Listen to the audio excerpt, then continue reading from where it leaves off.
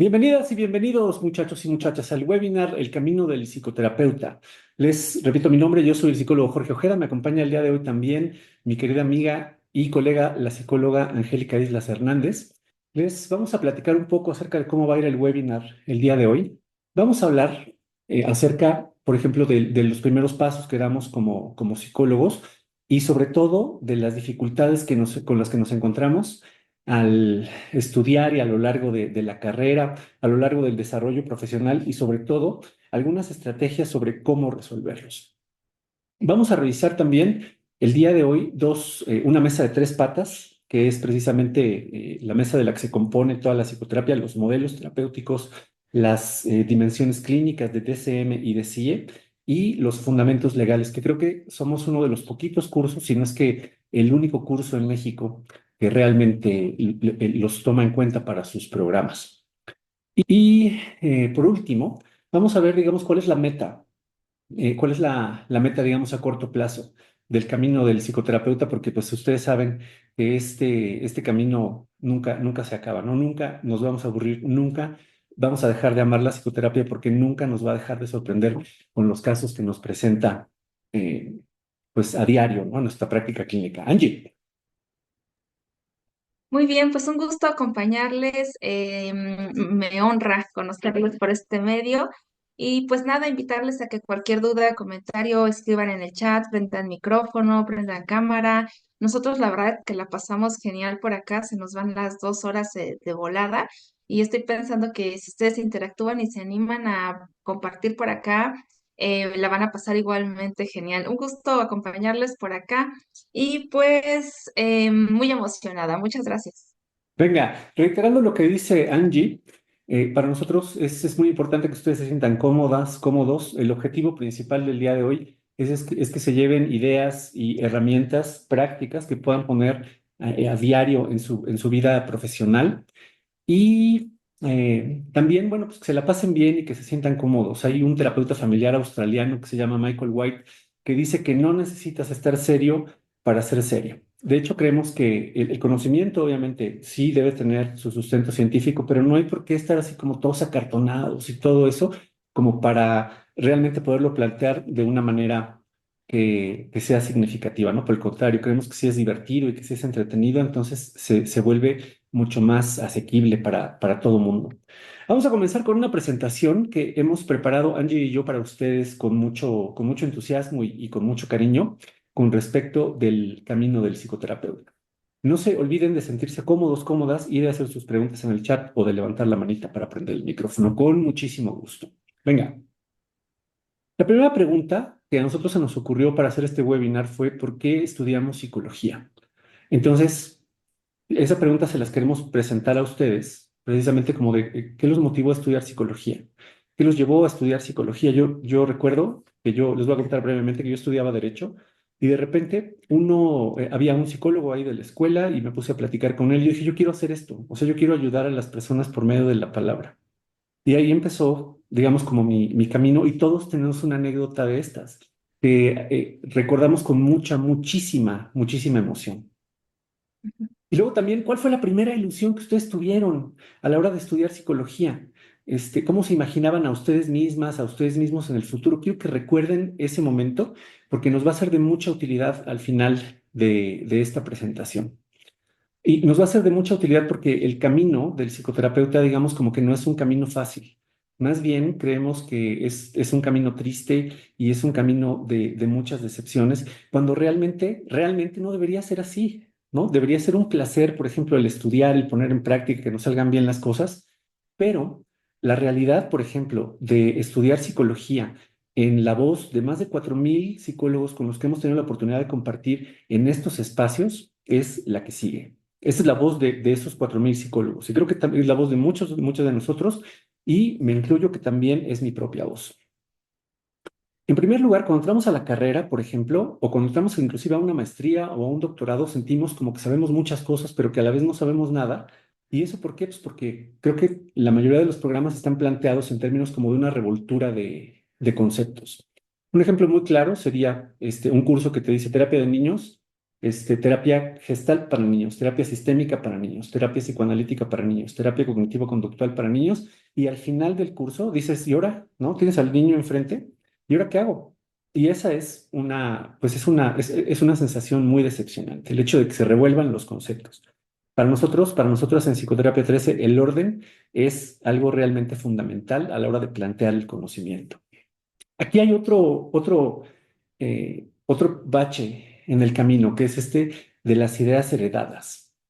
O sea, por ejemplo, en la universidad, de repente hace muchos años, ¿no? Hace 50 años, hubo una maestra que tenía un grupo de alumnos que les dijo, ¿no? Por ejemplo, así de, el terapeuta no puede recibir regalos de los usuarios, o el terapeuta ni siquiera lo puedes tocar, ¿no? O el terapeuta, por ejemplo, no puede usar perfume. Y la verdad es que, por ejemplo, todas estas ideas heredadas son ideas, estas son digamos, como de las más inocentes, ¿no? Hay otras peores, pero realmente son ideas que se le ocurrieron a alguien en algún momento de la carrera o que alguien se las dijo y entonces este maestro se las pasó a la siguiente generación y esa generación tuvo la oportunidad, por ejemplo, de volver a enseñar y se volvió también un mito y de repente lo compartió con otra generación y así se van heredando las ideas y en realidad a lo que nosotras las invitamos para salir de este bache, por ejemplo, es a siempre cuestionar todo lo que se nos dice en estos espacios y en cualquier otro espacio académico que ustedes, no sé, elijan estar, por ejemplo. Entonces, somos enemigas de las ideas heredadas, pues porque es un gran bache en ¿cómo se llama? En el camino del psicoterapeuta. Ahora, por ejemplo, también otro, digamos, como otra piedra en el camino, otro bache que dificulta, por ejemplo, nuestro andar en este camino que debería ser, insisto, un camino que disfrutamos, es el tipo de literatura de la carrera y también de los posgrados. No sé si a ustedes, por ejemplo, les ha tocado leer ya en un posgrado, por ejemplo, no sé, el libro de Víctor Frank, de El hombre en busca de sentido. Y no digo que sea un mal libro, es un libro excelente, es uno de mis libros favoritos. Pero el hecho de terminar de leer ese libro no te convierte no te da las herramientas técnicas para poder hacer psicoterapia. Simplemente es una perspectiva de vida muy bonita. Por ejemplo, los libros de Virginia Satir, que también es una pionera de la terapia familiar, terapia familiar conjunta o terapia familiar paso a paso, creo que cuando yo los leo, parece que estoy leyendo una novela de psicoterapia. Y es como, ¿saben cuál es la sensación que nosotras tenemos al leer este tipo de libros? También, por ejemplo, el de Iván Bosormenji Neji, de Lealtades Invisibles, que es una mezcla, por ejemplo, entre el psicoanálisis y la terapia sistémica. La sensación que nosotros tenemos al estar leyendo este tipo de libros es que nos están platicando, por ejemplo, lo padre que es cocinar, lo rico que les quedaron los platillos, lo felices que estaban los comensales, ¿no? Lo felices que estaban sus pacientes, pero de repente nadie nos dice cómo agarrar un sartén, ¿no? O cómo prender la estufa.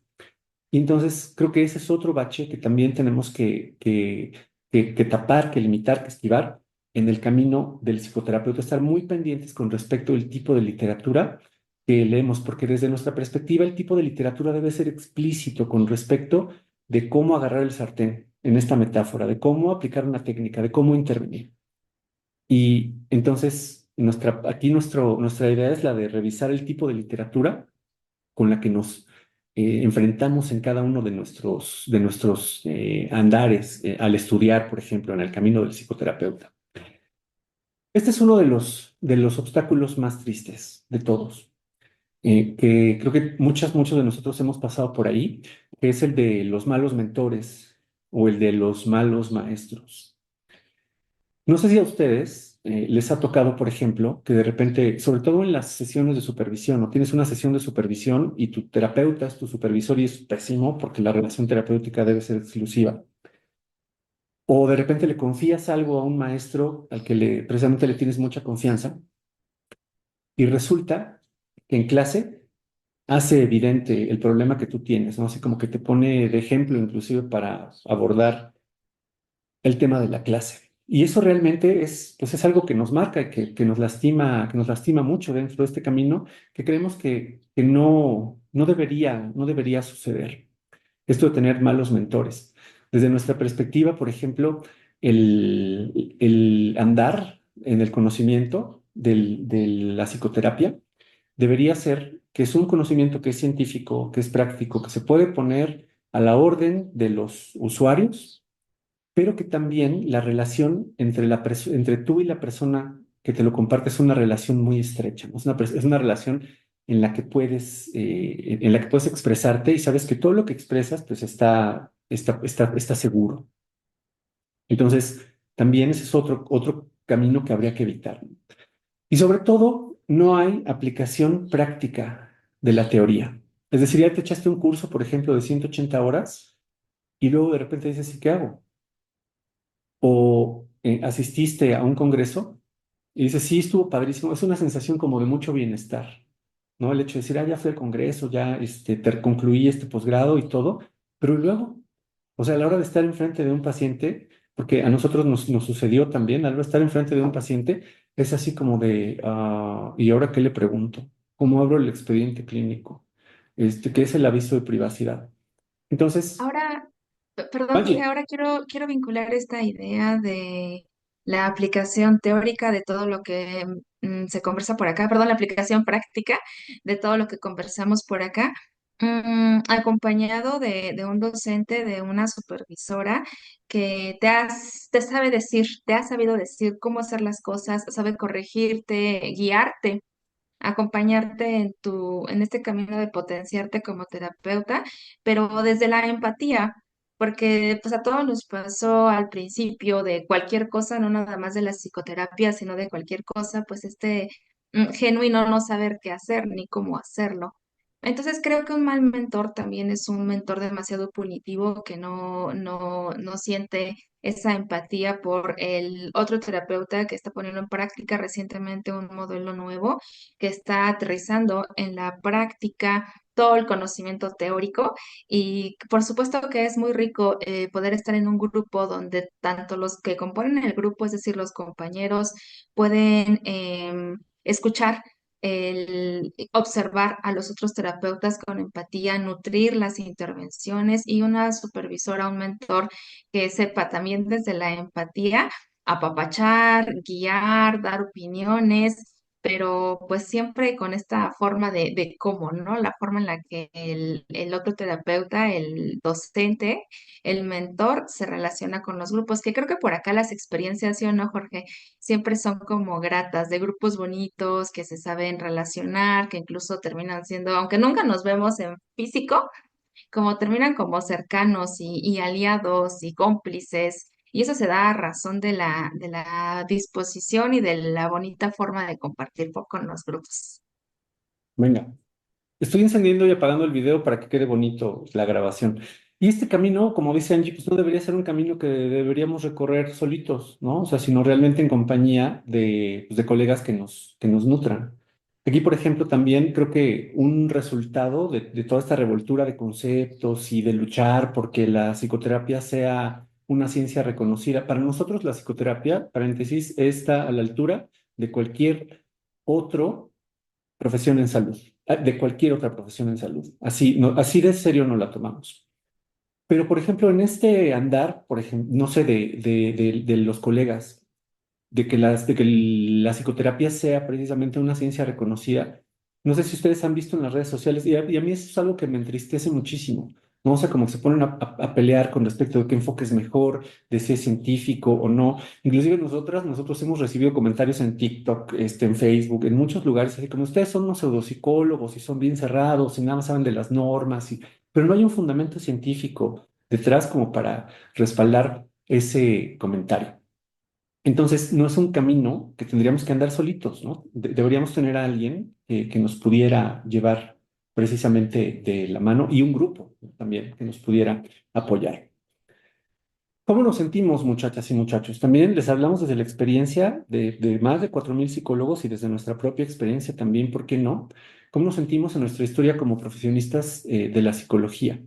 Creo que esto es una sensación bien común de ya sé mucho, pero no sé qué hacer con los pacientes. Y es horrible porque los pacientes están ahí para que los ayudes y tú quieres ayudarlos, pero pues no sabes cómo. Preguntas e intervenciones en automático.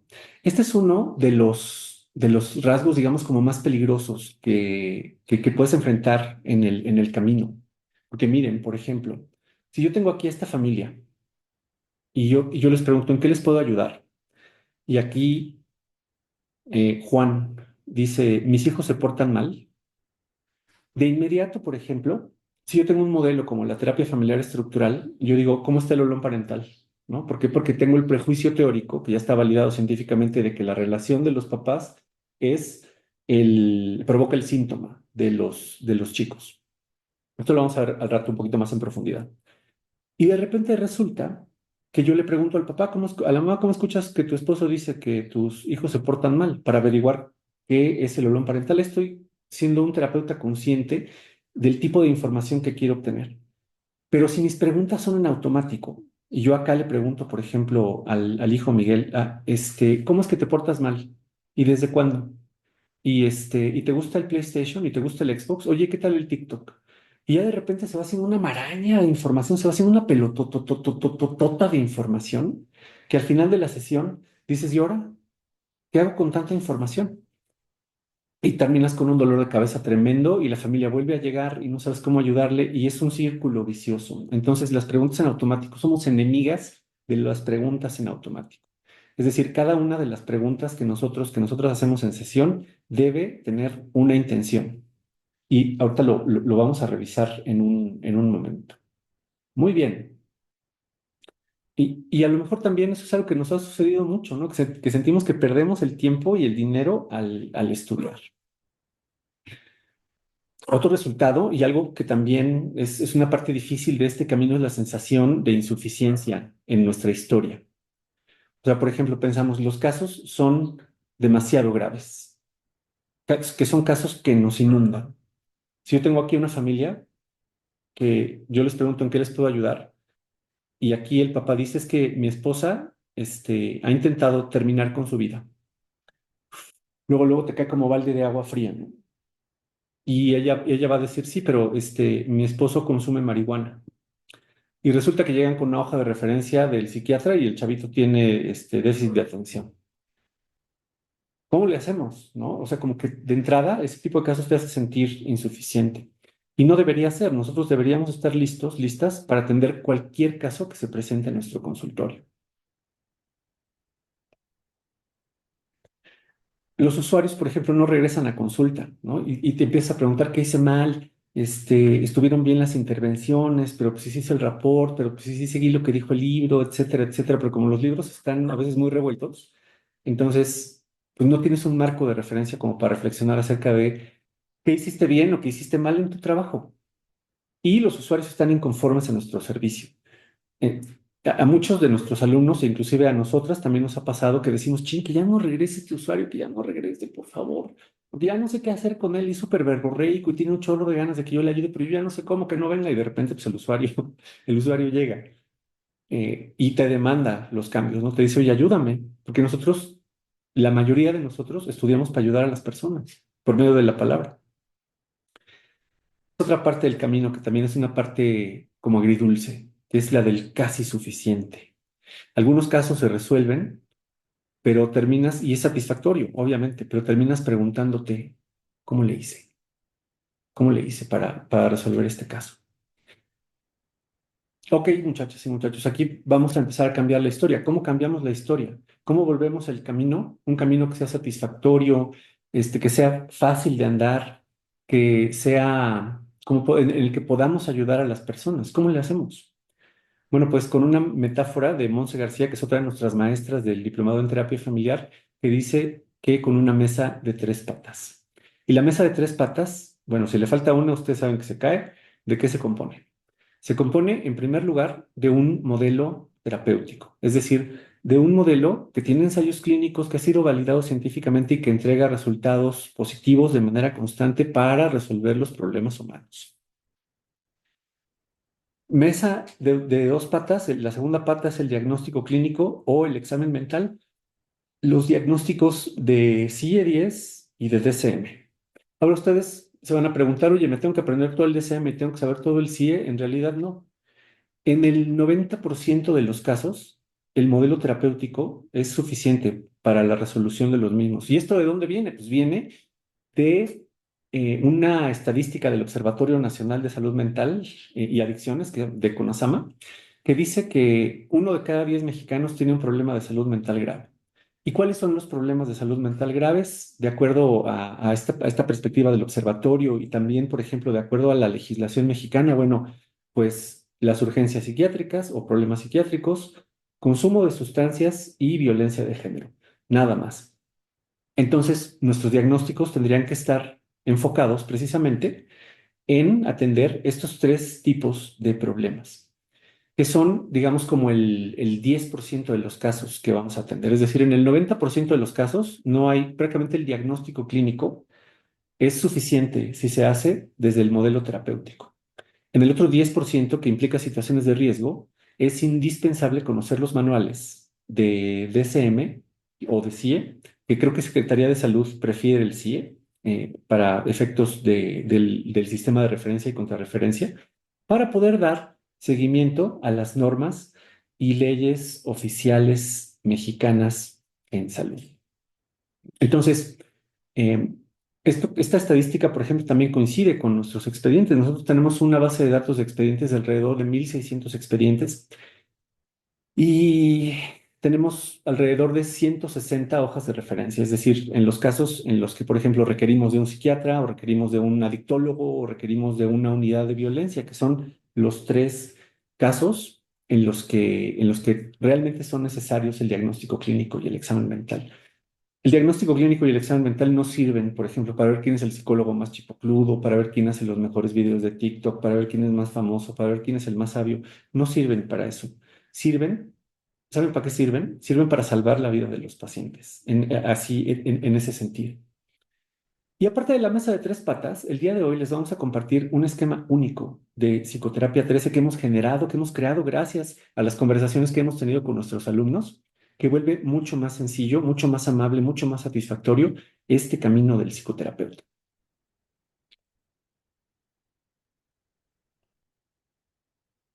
En sesión, muchachas y muchachos, nos dirigimos únicamente a los usuarios con dos intenciones. Es así de fácil: obtener información o intervenir. Entonces, cuando ustedes estén en sesión, ese es, digamos, como el primer switch que uno tiene que encender. Es el de voy a obtener información y sobre qué. Y con el discurso del usuario, yo selecciono de acuerdo a mi modelo terapéutico, de acuerdo al DSM o al CIE, el fragmento del discurso que me sirve para poder ampliar la información precisamente sobre ese segmento del discurso y así entonces tengo una información que está organizada, que está ordenada, que no me duele la cabeza, que por el contrario luego con gusto y que posteriormente puedo intervenir y puedo explicar exactamente cuál es la información que obtuve y cómo le hice para lograr los resultados que estoy teniendo con las familias o con los pacientes individuales. Siempre piensen, esto es de la teoría de la comunicación humana, muchachas, siempre piensen cuando hagan sus preguntas y no tiene que ser todo rapidísimo, ¿no? Siempre las sesiones pueden llevarse con calma. Siempre pregúntense en términos de retroalimentación positiva o retroalimentación negativa. La retroalimentación positiva, ¿qué quiere decir? Que sí estoy obteniendo la información que le estoy solicitando al usuario. O retroalimentación negativa, que quiere decir que no estoy obteniendo la información que estoy buscando y que tengo que reformular mis preguntas o que tengo que reformular mis intervenciones, ¿no? También las intervenciones, un buen terapeuta, un terapeuta que camina cómodo, ¿no? Por este andar de la psicoterapia, sabe exactamente si le están dando la información correcta y si sus intervenciones funcionaron. Es decir, tenemos la capacidad de predecir el discurso de los usuarios. Ok, obtener información, muchachas. Hay que reconocer la naturaleza de la información que estoy buscando de acuerdo a un marco de referencia científico como DCM, como los modelos terapéuticos, o un marco de referencia legal. Aquí en México, ahorita vamos a revisar precisamente cuáles son las normas oficiales y las leyes que todo terapeuta debe conocer. Y a la hora de intervenir, por ejemplo, también hay que predecir la efectividad de las intervenciones. Hay que ser consciente del tipo de respuesta que nos indica que la intervención ha funcionado. Y saber qué hacer, por ejemplo, en caso de que la intervención no funcionó, porque no nada más se trata de replicar las técnicas o se trata de aplicar manuales o plantillas de trabajo, etcétera, etcétera. No, no se trata de eso. Nuestro trabajo va mucho más allá. Es un trabajo que, aparte de científico, es un trabajo, digamos, como artístico, ¿no? Artesanal. Hay que hacer un traje a la medida para cada uno de nuestros usuarios. Entonces, ¿cuál es el desarrollo para lograr esta conciencia? Tenemos cuatro puntos. Uno que se llama intención de las intervenciones o de las preguntas, dirección, a quién dirijo la pregunta, timing y lenguaje. Intención, que es el más importante de todos. Obtener información para organizarla desde un marco de referencia científico. Intervenir con un objetivo predeterminado. Es decir, fíjense, vamos a poner aquí un ejemplo muy sencillo. Si yo tengo aquí un usuario y entonces ahorita nos vamos a meter en la cabeza, nos vamos a meter en la cabeza de Angie, de terapeuta. Si aquí el usuario, por ejemplo, le dice a Angie, Angie le dice, ¿en qué te puedo servir? Y el usuario le dice, es que últimamente he tenido muchas ganas de morir. Angie, ¿Desde hace cuánto tiempo se están presentando en ti estas ganas de morir? ok, órale.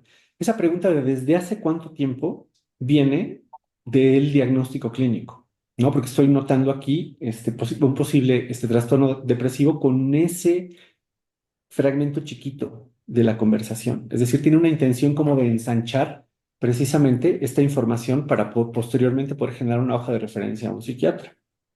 Por ejemplo, Sí, hablando de la mesa, perdón, de las tres patas, ah, esta pregunta que estoy haciendo corresponde a aspectos clínicos que están sustentados en DSM y en CIE-11. Puedo hacer preguntas de acuerdo también, por ejemplo, al modelo terapéutico. Le puedo preguntar al usuario, ¿qué te tiene deseando? ¿Qué te tiene teniendo estos pensamientos, ¿no? ¿Qué sucedió en tu vida que te llevó a pensar estas cosas? Y tampoco es equivocada esa intervención. Nada más hay que ser conscientes precisamente de qué pata de la mesa estoy agarrándome en ese pregunta. momento. Ajá, ¿qué estoy atendiendo? ¿Con qué prioridad? Y precisamente la palabra que estamos conversando ahorita, ¿cuál es la intención? ¿Mi intención es abordar el modelo terapéutico o mi intención es primero atender una disposición oficial que es detectar la situación de riesgo para si encuentro la suficiente información, pues referirlo a psiquiatría? Es francamente sencillo. O sea, la psicoterapia. Si usted, aquí vamos a hacer un paréntesis, muchachas, con esto que acaba de decir Angie. Si ustedes, por ejemplo, la piensan en términos de que es un proceso difícil, de que es un proceso largo y es un proceso complejo, por ahí hay una frase que dice, pide y se te dará. Pero si ustedes, por ejemplo, piensan que la psicoterapia debe ser un proceso ágil, que es un proceso científico, que es un proceso duradero, que es un proceso breve y que los usuarios son capaces de generar cambios, entonces ya estamos prácticamente del otro lado, porque lo técnico es realmente muy sencillo, muy sencillo de aprender. Obviamente si la teoría que explica los problemas es sencilla y si las intervenciones son sencillas.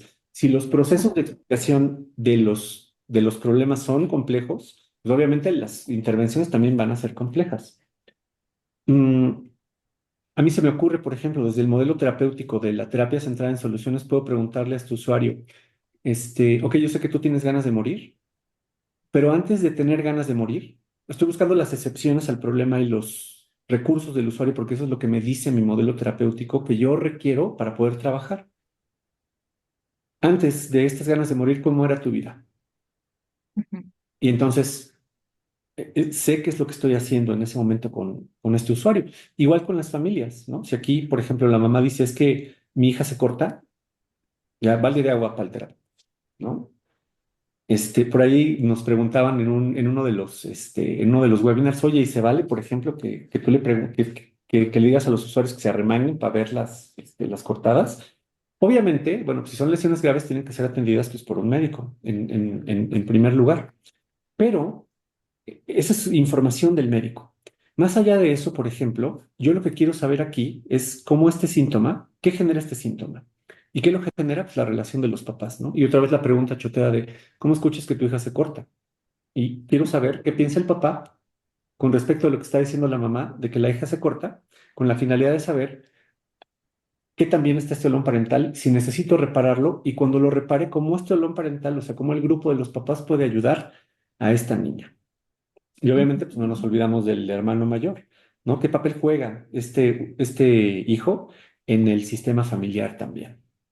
Ahora, por ejemplo, volviendo a esa duda de si se vale que nosotros le digamos al usuario si se puede arremangar para que le veamos, creo que en terapia familiar es muy sencillo. La verdad es que la terapia, cuando tienes más de un miembro enfrente, creo que se vuelve más sencilla en el sentido de que no vas a hablar con tu voz ahí está un sistema interesado en esta persona que se está cortando.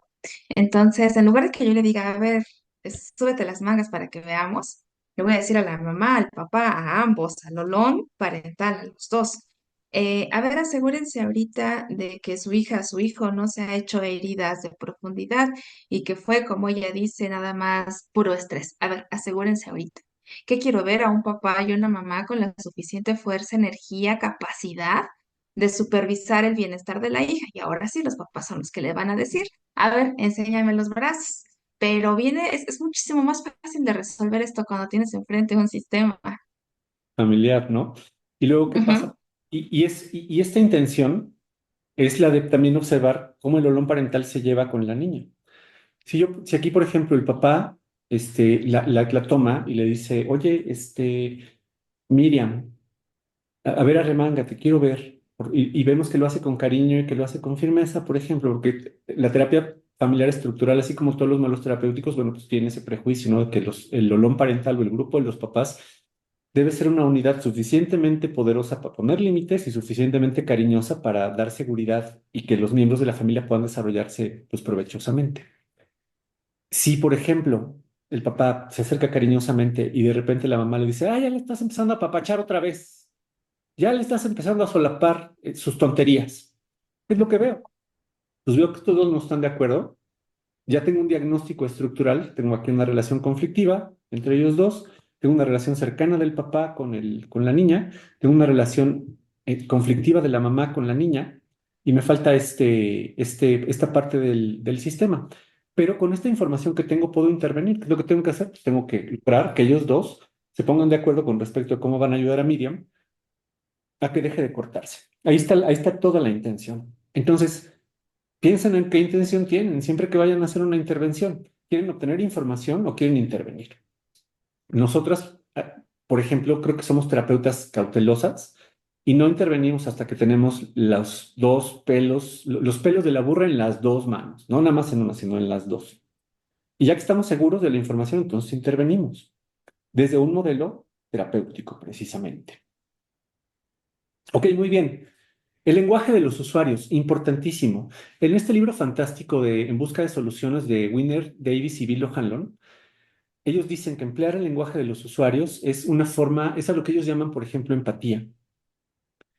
Vuelve muchísimo más efectivas las intervenciones y realmente los usuarios te dan la información que necesitas cuando utilizas el lenguaje de los usuarios. Por ejemplo, aquí, la mamá dijo, es que mi hija se corta. Yo tengo derecho a utilizar esa palabra porque la usuaria lo trajo a la mesa. Entonces puedo preguntarle al papá, ¿cómo escuchas que tu hija se corta? Pero cometo un error garrafal si yo les pregunto, me voy a equivocar así enormemente, ¿no? Flagrantemente. Error del tamaño del mundo.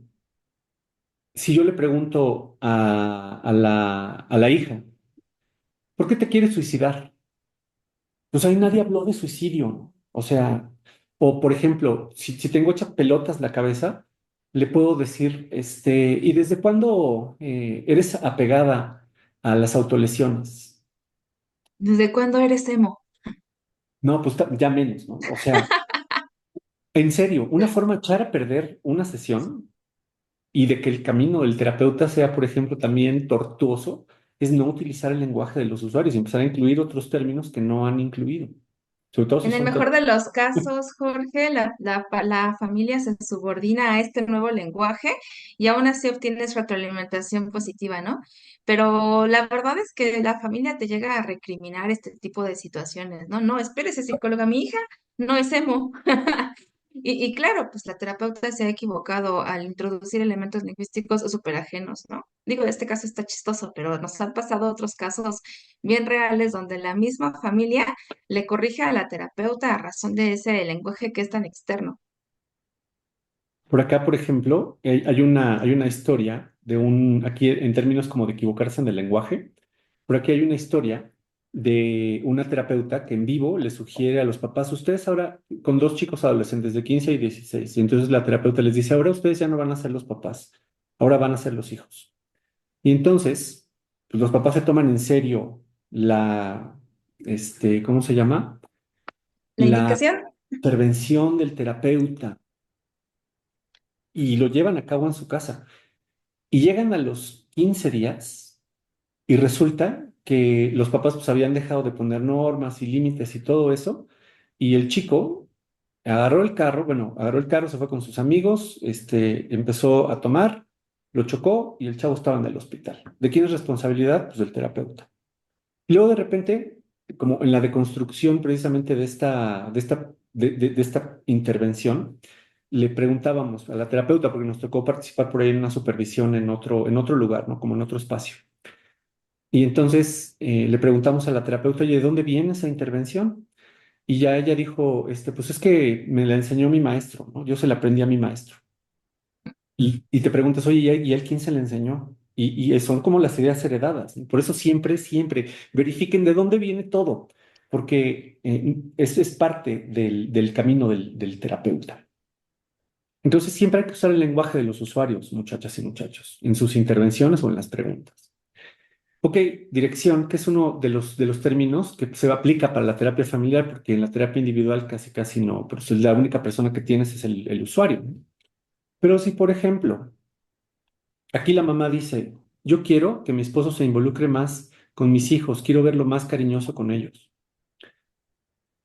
Si yo le pregunto aquí a Juan, oye Juan, esa pregunta sáquenla de su repertorio, ¿qué estás dispuesto a hacer para tus hijos, para ser más cariñoso con tus hijos?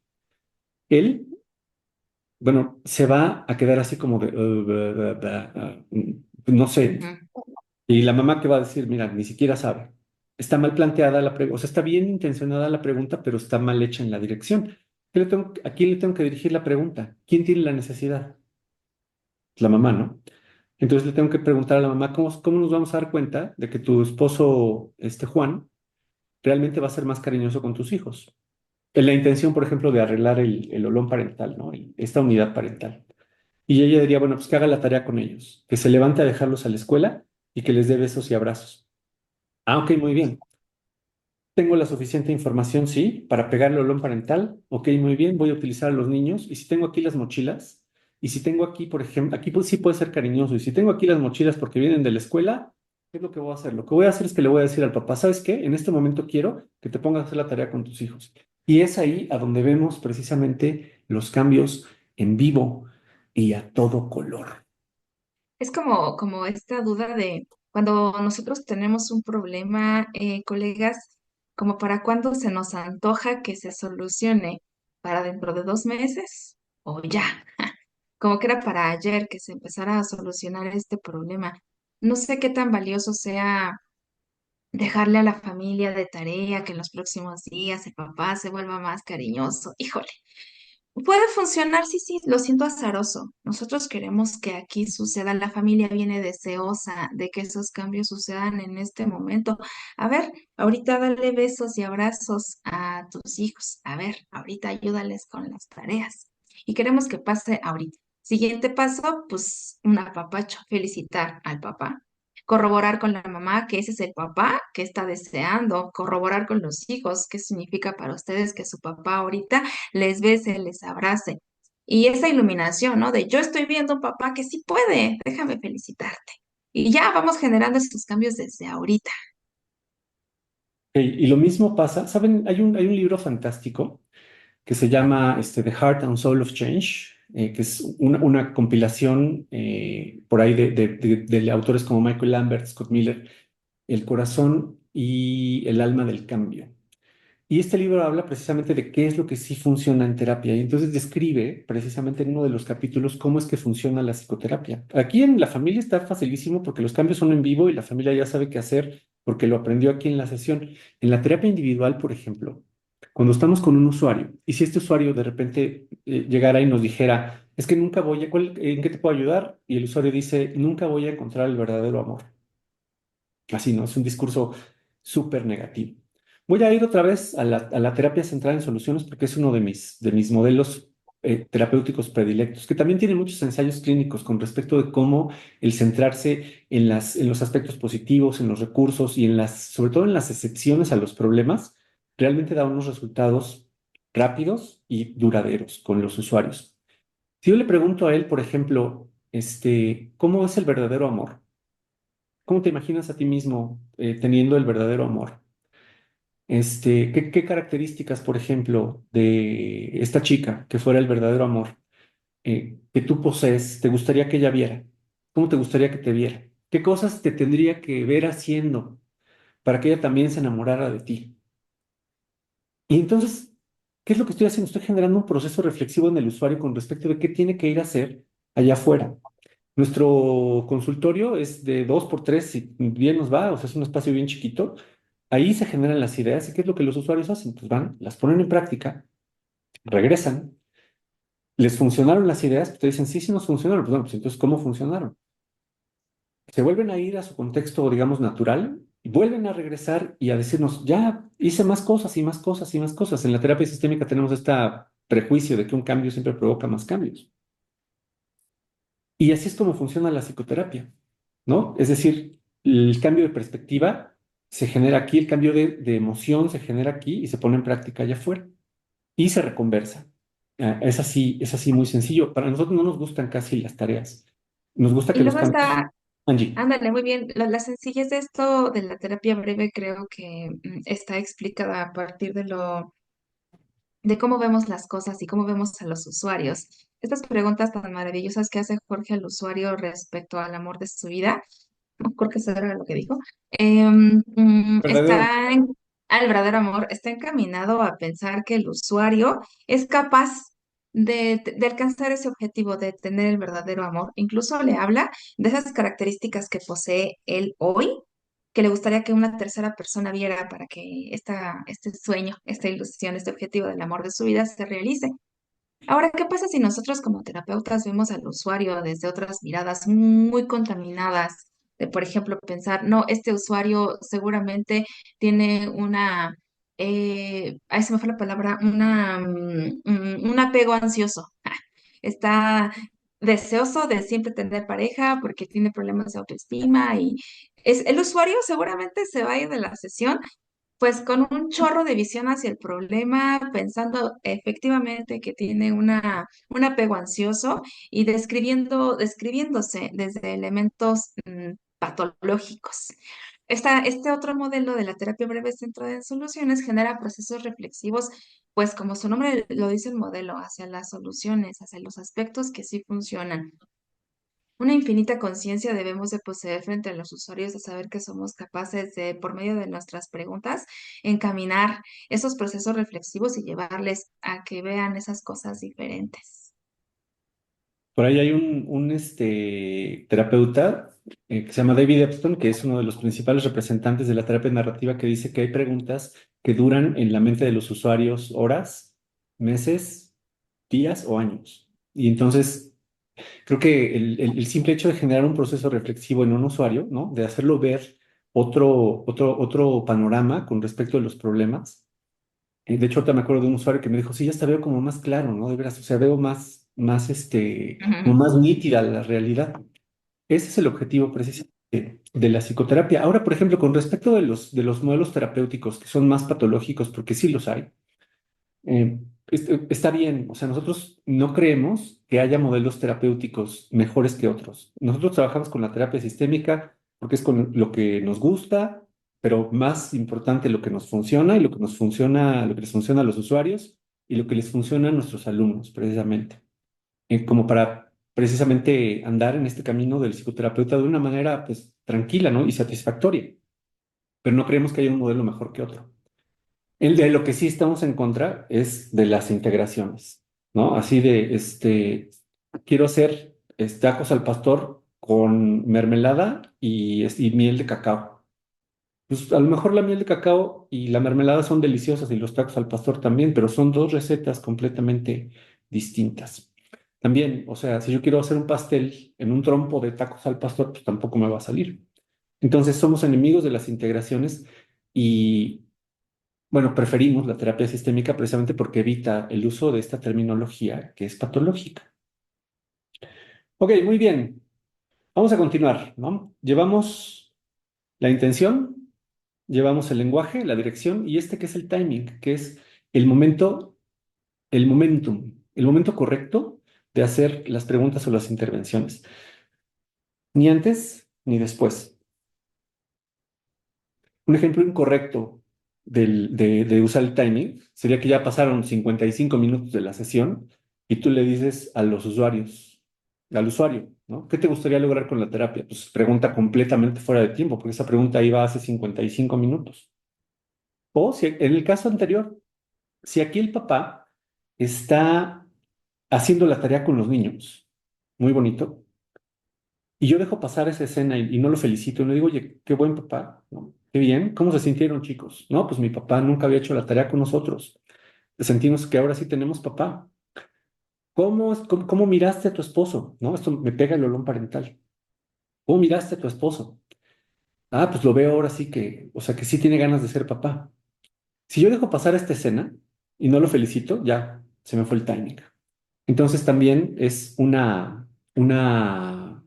aspecto muy importante a tener. Aquí llevamos 4 puntos, entonces, de este desarrollo que realmente hace el camino mucho más amable, mucho más satisfactorio, que son intención, qué quieres lograr con las intervenciones o con las preguntas, qué información quieres obtener.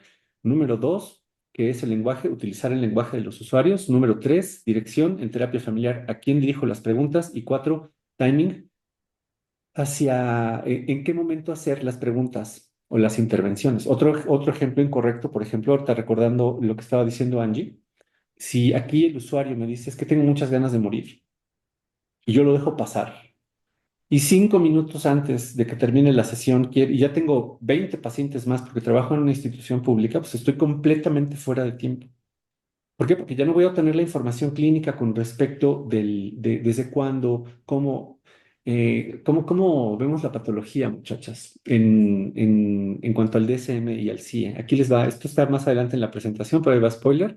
Son dos aspectos únicamente, intensidad y frecuencia. Si aquí, por ejemplo, este cuate diario se siente mal, no come, a veces no puede dormir, está desaliñado, ves que hoy vino y que no se ha bañado, que dejó de ir al trabajo, que ya lo perdió, etcétera, etcétera, pues este cuate luego se ve envuelto ves que está envuelto en un trastorno depresivo y lo que hay que hacer es generar una hoja de referencia. Muy Hablando bien. también del timing, Jorge, por acá Silvia nos dice, ¿y si usamos la técnica de iluminación y la mamá nos dice que solo lo hizo por cumplir y en casa ya no lo realiza? Estoy pensando en el papá que se portó cariñoso, ¿no? Que ahí hizo la tarea, que ahí abrazó y besó a los hijos, ¿no? Dice, ¿cómo nos aseguramos que la técnica funciona para esta familia? Y estoy pensando en el timing, porque esto la mamá lo dice. Y entonces vamos a suponer que yo me equivoco en timing y lo dejo pasar. Entonces, pues obviamente la mamá muy probablemente toda la sesión esté pensando lo mismo, esté pensando todo lo que haga este señor, mi esposo, el papá de mis hijos, nada más lo hace por cumplir aquí, por quedar bien con la psicóloga, pero yo ya sé que en casa no lo hace. Yo no sé qué tan útil sean los cambios en la sesión si los miembros de la familia no pueden verlos y reconocerlos, por más que la terapeuta lo vea. Hablando también del timing, entonces habrá que aquí tomarse un segundito con la mamá y decirle, a ver, espérate, porque yo veo que sí lo hace. No sé si lo hace por cumplir o no. A ver, pregúntale. Pregúntale si lo va a hacer en casa. ¿Qué tan valioso es para ti que lo haga ahorita? ¿Qué tan valioso es para ti que lo haga de ahora en adelante? ¿Cómo escuchas tú que tu esposa dice que solo lo haces por cumplir a los niños, ¿no? ¿Qué tan valioso es para ustedes ahorita que su papá lo haga? Por Claro. ejemplo, los hijos van a decir, Ah, claro, los hijos van a decir, a mí me gusta, oye, ¿cómo escuchas, mamá, que a tus hijos sí les gusta, que ahorita su papá sea cariñoso con ellos? Es decir, me equivoco en timing si esto lo dejo pasar y ya cuando termina la sesión yo le digo a la señora, oye, ahora lo ves diferente, que lo hace por cumplir. No, pues probable que me diga, no, yo sigo pensando que lo hace igual, porque hace rato cuando lo dijo yo simplemente lo dije. ok, ok. Fíjense cuántas intervenciones, y esto también es parte del camino del psicoterapeuta. Si una intervención no funcionó, entonces hay que estar listos para tener otras 2, 3, 4 intervenciones que me lleven al objetivo. ¿Cuál es el objetivo aquí? Fácil, ¿no? O sea, generar una unión en el olón parental. ¿Para qué? Para que puedan ser una unidad cariñosa y con suficiente poder. ¿Para qué? Para tratar de una manera, para acercarse de una manera correcta a los hijos. Así fácil, ¿no? También a mí se me ocurría preguntarle a esta señora, ¿cómo llegaste a pensar que lo está haciendo porque estamos aquí nada más? Es decir, hay muchas fórmulas para salir de esos embrollos si tienes precisamente el mapa correcto, ¿no? El modelo terapéutico en la cabeza, correcto. También por Eh, acá, Jorge, Marce hace una pregunta respecto a precisamente esto que hablabas de mezclar los modelos terapéuticos, incluso pues los marcos de referencia, ¿no? Y dice ella que en la escuela se describía a este terapeuta como un terapeuta ecléctico, ¿no? Y pregunta, ¿estaban equivocados? Ajá, nosotros no sabemos si están equivocados o no, más no pensamos que no es útil, pensamos que es un camino muy engorroso, poco resolutivo para las familias, donde el terapeuta muy seguramente se pierda porque ya no sabemos, o sea, porque obedeces un marco de referencia que pudiera ser que en un momento contradiga a otro y ahí vas a decir, ¿qué hago? Te vas a perder. Cuando no sabes qué hacer, es casi seguro que no sepas llevar a la familia a los cambios. Y las familias te buscan porque quieren algo diferente. No sé. Bueno, nosotros pensamos que no es un camino grato ni para la familia ni para el terapeuta. o sea, es un camino empedrado, el eclecticismo es un camino empedrado, así Es como es, ponerse el pie solito. ajá, es un camino difícil.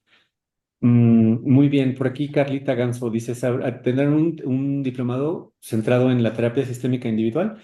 Este curso del diplomado en terapia familiar es para familias, pero también es para atender pacientes individuales.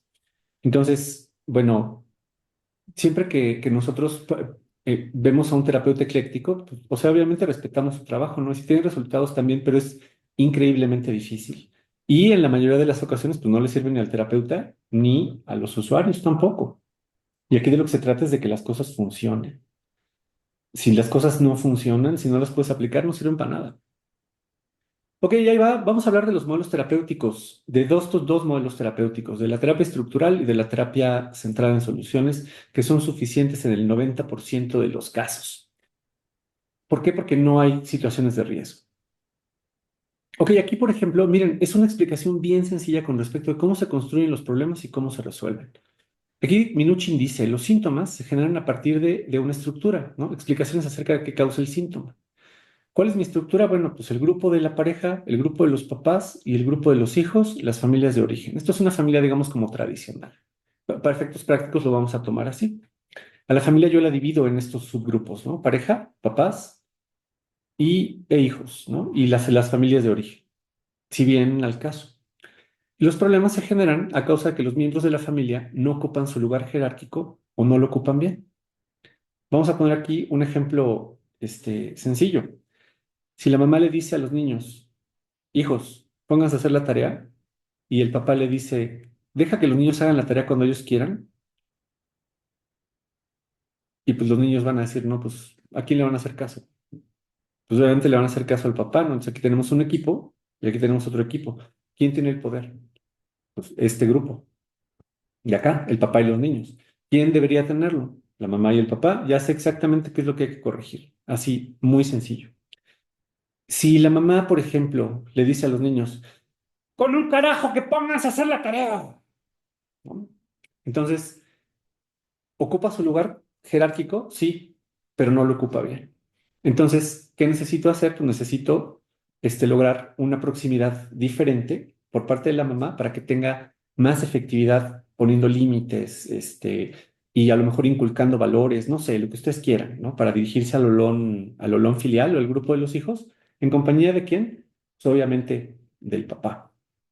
Minuchin tiene el prejuicio y dice, la conducta perturbada de un niño o de un adolescente está íntimamente relacionada con la calidad de los adultos a su alrededor.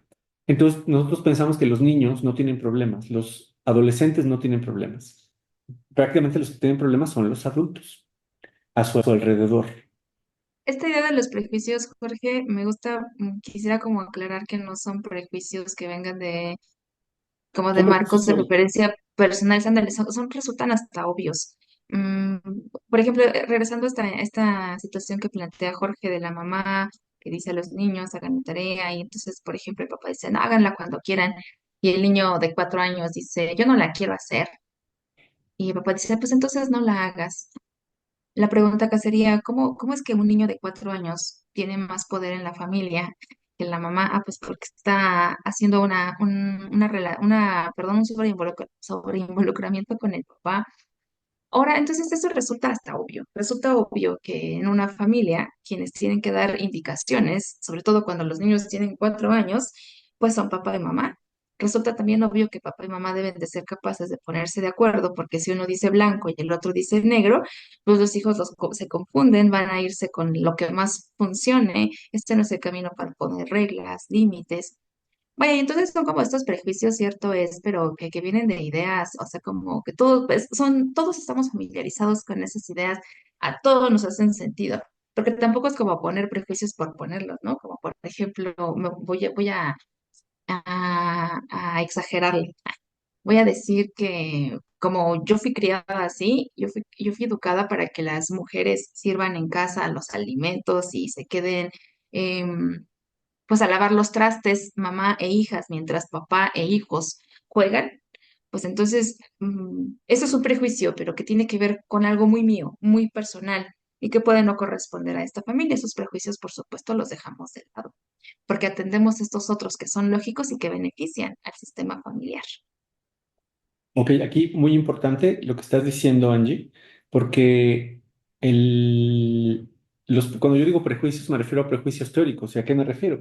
Me refiero a un modelo terapéutico que fue descrito por un autor, en este caso Minuchin, como crítica al psicoanálisis. Él dijo, yo ya no quiero trabajar con una estructura intrapsíquica que no veo, quiero trabajar con una estructura familiar que sí puedo ver, lo voy a dividir en olones, es decir, en grupos, el grupo de los papás, el grupo de los hijos, el grupo de la familia de origen, el grupo de la pareja. Y entonces, mi idea principal es que la familia debe estar organizada en jerarquías. Así, la familia no es una democracia. ¿Qué pasó después? Escribió sobre ello, se empezaron a hacer ensayos clínicos, empezaron a hacer publicaciones en journals, por ejemplo, como Family Process, como este Journal of Systemic Therapies, como Journal of Couple and Family Therapy, American Psychological Association también tiene mucho material de este modelo terapéutico. Y entonces, ¿qué pasó? Pues se volvió un modelo terapéutico científico, ¿no? Al que yo a lo mejor le estoy llamando erróneamente prejuicios teóricos, pero bueno, o sea, es un modelo terapéutico científico. Aquí, gracias por la corrección y por el apunte. Ok, muy bien. Entonces, digamos como que esta es la teoría, ¿no? Del modelo terapéutico, pero ¿cómo se ejecuta? Eh, Seguimos en la teoría. Minuchin dice, esto es una cuestión de vínculos jerárquicos, es decir, la familia no es una democracia, los papás deben tener el poder y ya se va volteando conforme los hijos crecen. Y se trata de pertenencia. ¿Quién pertenece a qué olón, no? Por ejemplo, en el caso anterior, pues aquí los hijos están en el olón parental, es un error estructural que necesito sacar a los hijos del grupo de los papás y poner al grupo de los papás en orden para que puedan realmente controlar a los hijos. Creo que ahorita vamos a poner un caso que puede resultar ante los ojos de otro modelo terapéutico muy grave, pero que realmente se resuelve de una forma muy sencilla. ¿Cuál es el objetivo principal del tratamiento? Todos los modelos terapéuticos tienen objetivos. Aquí de lo que se trata es de restablecer el orden jerárquico, es decir, un cambio de perspectiva de los miembros de la familia entre sí. ¿Cómo creen que miran estos hijos a la mamá? Pues como cero a la izquierda, ¿no? O sea, si yo tengo acá a mi campeón que me defiende, mi papá. ¿Qué es lo que tengo que hacer? Pues tengo que hacer que los hijos miren a la mamá como autoridad, que el papá mire a la mamá también como autoridad y entonces ahora sí, ya tengo un olón, digo, ya tengo un sistema familiar bien organizado. De nada me sirve que yo diga, a ver, vamos a poner reglas, cartulinas en la casa, premios, castigos, si de todos modos lo va a seguir descalificando todo y que los miembros de la familia ocupen su lugar y lo ocupen bien. Y sobre todo, muchachas, resolver el motivo de consulta. Eso es el principal objetivo de este modelo terapéutico, pero de toda la psicoterapia. ¿A qué me refiero? A que haya un cambio de frecuencia en la conducta o de intensidad en la conducta o un cambio de perspectiva. Es decir, a lo mejor sigue pasando lo mismo, pero ya no es un problema para los usuarios, o los hijos ya se portan suficientemente bien como para que ya no sea un problema para la mamá. Todos los modelos terapéuticos poseen información que hay que organizar. Digo, sí que hay que organizar. ¿De acuerdo a qué? Pues hay ítems. Aquí, por ejemplo, ¿qué tengo que ver? La estructura, que habitualmente la construimos en un familiograma que aquí se ve bien en los monitos. ¿Quién juega en qué equipo? Bueno, pues aquí hay una alianza entre los papás y los niños. La mamá no tiene poder y ellos sí tienen poder. Esa es la estructura. Número dos. la realidad familiar, que significa, valga la redundancia, se refiere a los significados importantes de la familia, ¿no? Aquí, por ejemplo, para la mamá, el significado importante es la educación, y para acá el papá, como lo trataron mal de chiquito y todo eso, pues es súper apapachador, y entonces para él el apapacho es un significado súper importante. Y el síntoma, es decir, ¿qué le preocupa a la familia? Pues que los hijos se portan mal, que son contestones y que no hacen las tareas. Es realmente sencillo organizar la información desde esta perspectiva. Ahora vamos a resumir, muchachas y muchachos, 30 subtécnicas que tiene el libro fantástico de técnicas de terapia familiar de Minuchin y Fishman en tres. Es decir, ahí hay 30 subtécnicas, pero todas caben dentro de estas categorías, que son preguntas circulares y lineales, escenificaciones, es decir, ordenar a los miembros de la familia a conversar entre sí, y las iluminaciones, evidenciar los errores jerárquicos. Miren qué interesante está esto. Porque vamos a poner otro caso que sea menos típico. Aquí Angie le va a preguntar a los papás. Angie no sabe de este caso nada, ¿eh? Sí, creo que si preparáramos los roleplays con guión, no nos salen. Pero Ujú, pero como los dos conocemos muy bien y todo el equipo de psicoterapia conoce muy bien este modelo terapéutico, pues trabajamos más o menos de la misma manera. Es más, un día hicimos un experimento a donde un roleplay, por ejemplo, lo atendía una maestra y el mismo roleplay lo atendí yo y el mismo roleplay lo atendió Carla Fernández y el mismo roleplay lo atendió otra maestra. Todos hicimos más o menos lo mismo, pero digamos como estilos diferentes. ¿Por qué? Porque el modelo terapéutico pues, es el mismo. Ahí va, ¿eh? Aquí, por ejemplo, Angie les va a preguntar, ¿no? Que es la pregunta de salida. Cuéntenme qué les hizo venir a terapia. Ok, aquí la mamá va a decir, es que mis hijos están robando dinero. Vivimos en un pueblito y entonces, bueno, pues ellos se salen de la casa y pues vivimos ahí en una comunidad y los vecinos dejan abierta la puerta de sus casas y ellos van a robar dinero. Papá, ¿tú cómo escuchas que ustedes se han reunido acá a razón de que lo que cuenta tu esposa, de que tus hijos han estado robando dinero? Ok, y el papá va a decir, a mí tampoco me gusta eso de que estén robando dinero, pero a mí me dicen que no, que no roban, que el dinero se los da su abuelo. El abuelo no está en la sesión, ¿no? Pero pues a lo mejor lo podríamos invitar después, que el dinero se lo da su abuelo. Y yo les creo, y a mí me duele mucho que mi esposa pone en tela de juicio el, la palabra de mis hijos. Los niños tienen 12 y 8 años. Ujú. O sea que a ti lo que más te duele, papá, lo voy a llamar papá, es Ajá. que tu esposa ponga en tela de juicio lo que dicen tus hijos, ¿es así? Sí, porque yo sí les creo que no roban. Ujú. Y aquí va a ¿Cómo es? interrumpir la mamá y va a decir, pero es que ya los vecinos ya hasta me enseñaron videograbaciones. Ujú. A ver, platica con tu esposo respecto a esto. Siéntense ustedes dos juntos, papá y mamá, Técnica de fronteras. y, ajá, y platiquen sobre esto. Ok. Entonces aquí la mamá le va a decir, es que tus hijos roban dinero a los vecinos y cosas para venderlas en el pueblo. Y el papá va a decir, yo, este, yo sí les creo y a mí me da mucha pena que tú no les creas, porque seguramente a ti nunca te dieron voto de confianza. Ah, sí, entonces, o sea, seguramente tú quieres que tus hijos se vuelvan unos rateros, ¿no? Porque según yo, tus hermanos también robaban y tienen ese gen tus hijos. Ah, sí, A ver, bueno, ahí paró la olla déjame. express. Esta es una olla express que si la dejas seguir, te quedas así como... Y te enteras de un montón de cosas que ya no sabes resolver. A ver, papá y mamá, yo lo que estoy viendo es que mm, mm, ustedes probablemente tengan la intención de hablar acerca de lo que está sucediendo con sus hijos, pero en realidad lo que yo estoy viendo es un papá y una mamá que se echan la bolita. Tú le echas la Lo bolita que a funciona. tu esposa respecto a que no les das voto de confianza y tú le echas bolita a tu esposo respecto a que sus hermanos y no sé qué. Y yo lo que veo es que ustedes no pueden ponerse de acuerdo sobre esto. A ver, voy a preguntarle a los hijos. de 12 y 8 años. ¿Sus papás siempre se llevan así? Siempre que quieren platicar sobre una cosa, terminan discutiendo y echándose la bolita. Es que mi mamá no nos quiere. Ujú. Y siempre tus papás hablan así, discutiendo. La niña te va a decir sí, pero a mí me da miedo. ¿Te da miedo tu mamá? Me da miedo los dos cuando gritan. Pero mi papá es Mm, buena ujú, onda. ujú. O sea que lo que pasa es que digo, tus papás gritan y eso te da miedo. Ajá. Ujú. Y tú, hijo de 12 años, Ah, también observas que tus papás siempre discuten así. ¿A ti también te da miedo que griten?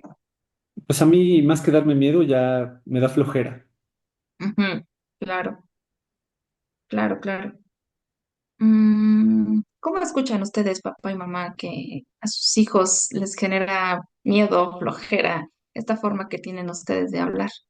Es una pregunta circular, ¿no? Pero que también puede funcionar como una iluminación y eso va a poner a ellos dos a pensar, ¿no? Con respecto de si están haciéndolo bien o no. Y entonces aquí el papá te va a decir, mire, la verdad es que yo sí sé que roban, pero pues no sé cómo hablar con ellos, Mm, ¿no? ujú, Es algo que no, me echo pato, eh. Bueno, dijo otra palabra, pero dijo, me echo pato ujú, y no sé cómo hablar con ellos. ujú. O sea que si quieres hablar, tú también estás interesado en que tus hijos dejen de hacer estas cosas. Sí, Ujú. A ver, te escuché decir que no sabes y me parece que en muchas ocasiones las personas no sabemos cómo hacer las cosas, pero eso no justifica que no las hagamos. A ver, quiero que en este momento platiques con tu esposa y se pongan de acuerdo acerca de cómo van a platicar con sus hijos para que ellos ya no roben. ok, le va a decir, oye, María, yo no sé cómo hablar con ellos porque este problema me rebasa, pero tampoco me gusta que tú les grites. Entonces, pues a lo mejor yo lo que te pido es pues que me ayudes porque yo no sé cómo hacerlo. Y María le va a decir, vaya, ¿no? Hasta que por fin tengo tu apoyo. Ujú, Así sí podemos hablar. Fíjense cómo la conversación, muchachas, que estamos teniendo con estos dos personajes ya es muy diferente, muy diferente a la conversación que estábamos teniendo así de, es que tus hermanos eran unos rateros, sí, pero en tu casa eran militares, etcétera, etcétera. Y ya tenemos aquí al dolón parental junto. Estamos cumpliendo con la regla de la teoría con tres técnicas bien sencillas.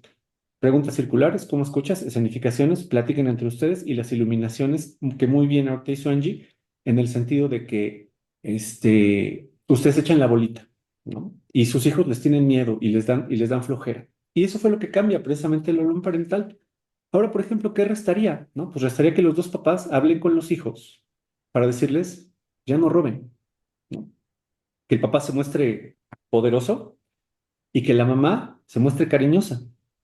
Y así es precisamente como vamos a resolver este síntoma del robo. Si lo vemos, fíjense, si lo vemos desde otra perspectiva, o sea, si realmente lo viéramos desde otra perspectiva, sería un problema complejísimo, ¿no? Así, híjole, voy a atender a dos niños, uno de 12 y uno de 8 que se meten a las casas de los vecinos a robar, etcétera, etcétera. Depende del modelo terapéutico, la complejidad del problema. Es así de fácil, ¿no? ahí vamos a decir entonces que son cleptómanos, o sea, un montón de cosas que no sé qué tan útil sea ponerle ese tipo de etiquetas a la familia cuando se puede resolver una vez que papá y mamá encuentren una forma diferente de relacionarse con los hijos.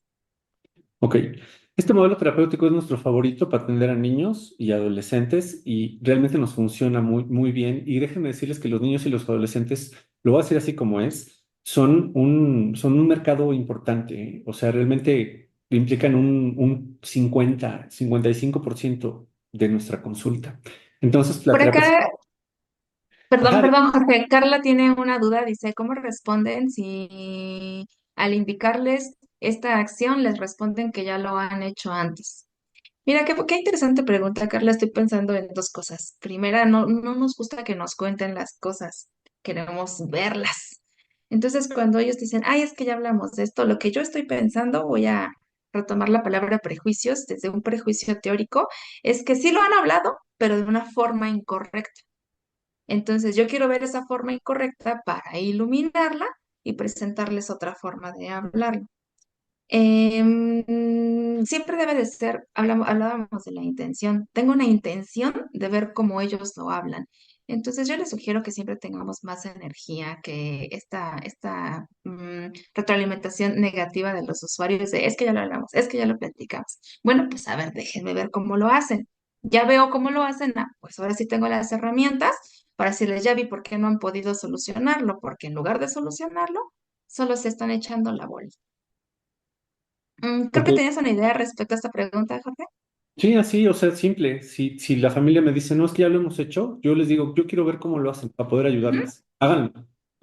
ujú. Porque este es un modelo en el que realmente debes tener mucho dominio de la sesión, ¿no? Y no tienes que ser así de, ¿dónde está la yugular de la familia? No, simplemente pues hay que tener el dominio. Dice aquí, Maribel, ¿se podría felicitar a los papás y hacer énfasis en que lograron comunicarse? Claro que sí, ¿no? Así de, oye, muchas felicidades. A mi Nuchi lo que le gustaba mucho es levantarse de su asiento, darle la mano y abrazar a las personas, que a lo mejor dentro de los mitos de las ideas heredadas eso está prohibido, pero realmente, o sea, un apretón de manos y un apapacho es análogamente, es decir, no verbalmente, es una forma de comunicarle a la familia que lo está haciendo bien, ¿no? Siempre evaden las actividades y no se quedan callados y dicen, no sé. Ah, no, pues aquí vamos a ver quién es el que dice no sé. Si el papá, por ejemplo, que se estaba haciendo pato, dijera, no, pues es que no sé, yo lo que le digo a la mamá es pregúntale, ¿no? Y pregúntale hasta que te conteste, porque hasta que te conteste, vamos a poder empezar a resolver el problema que tus hijos roban. Ok, dice muchas gracias, ¿no? Más o menos. Carlis, Ganso, me siento más tranquila. Siempre me va bien, pero es que es más mi duda.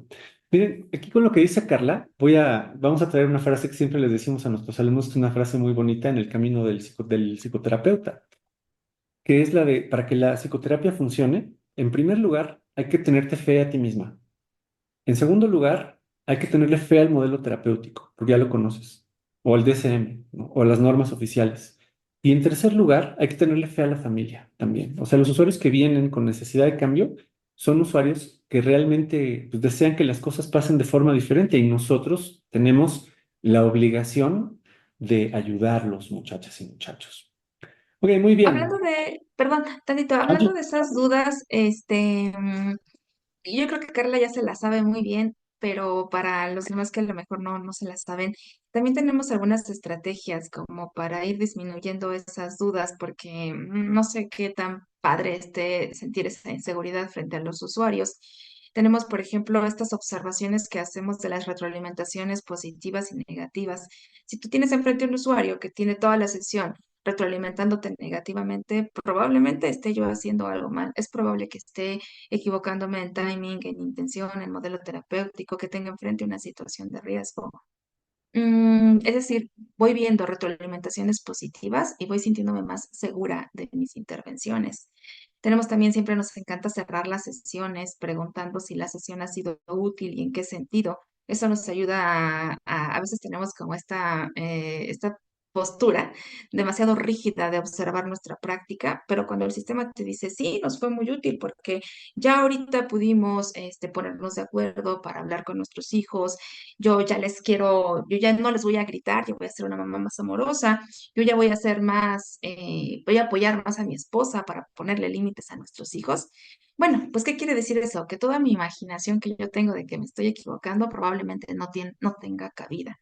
Y al final, que ahorita Jorge nos va a compartir también, evaluamos con una escala de precisamente para saber cómo han tomado los usuarios la sesión y eso nos va ayudando a ir disipando esas dudas y sentirnos cada vez más seguros. Ok, todos empezamos con dudas, ¿eh? O sea, no hay ni un terapeuta que haya nacido así, yo ya me las sé todas, todas, ¿no? La seguridad se va construyendo. No en 10 años, por supuesto que no, pero sí en un periodo de tiempo, ¿no? Ok, muchachas, esta es la terapia centrada en soluciones, es el segundo modelo terapéutico, son dos de los que vemos en el diplomado en terapia familiar. Este modelo, por ejemplo, ya no se intenta explicar los problemas, dice que siempre hay excepciones a los problemas, por muy graves que parezcan, y todos los usuarios cuentan con recursos y posibilidades, con habilidades personales. Mira, aquí está esta animación de las pelotitas, problema, problema, problema, excepción al problema, problema, problema. Por lo que yo voy a preguntar, pues son por las excepciones al problema. Si hay un niño que se hace pipí en la cama lunes, martes, miércoles, jueves, viernes, sábado y el domingo, ¿no? un terapeuta centrado en soluciones lo que dice es, ¿qué pasa el domingo? Y el origen de los problemas aquí ya no me importa. En la terapia estructural era a partir de los errores jerárquicos. Aquí en los modelos postestructurados el origen de los problemas ya no nos importa. ¿Cuál es el objetivo precisamente de la terapia centrada en soluciones? Aquí está muy centrado en las conductas observables, medibles, personales, que sean significativas para los usuarios con respecto a la resolución del problema, otra vez en cuanto a frecuencia, intensidad o cambio de perspectiva. Y este modelo es todavía aún más sencillo porque ¿de qué habla? Se habla de la situación problemática, obviamente, porque el usuario que viene a terapia necesita tener un problema. Pero ¿qué es lo que observamos? Observamos las excepciones al problema, es decir, cuando el problema no sucede. De hecho, el modelo debería llamarse terapia centrada en las excepciones al problema desde nuestra perspectiva y en los recursos personales.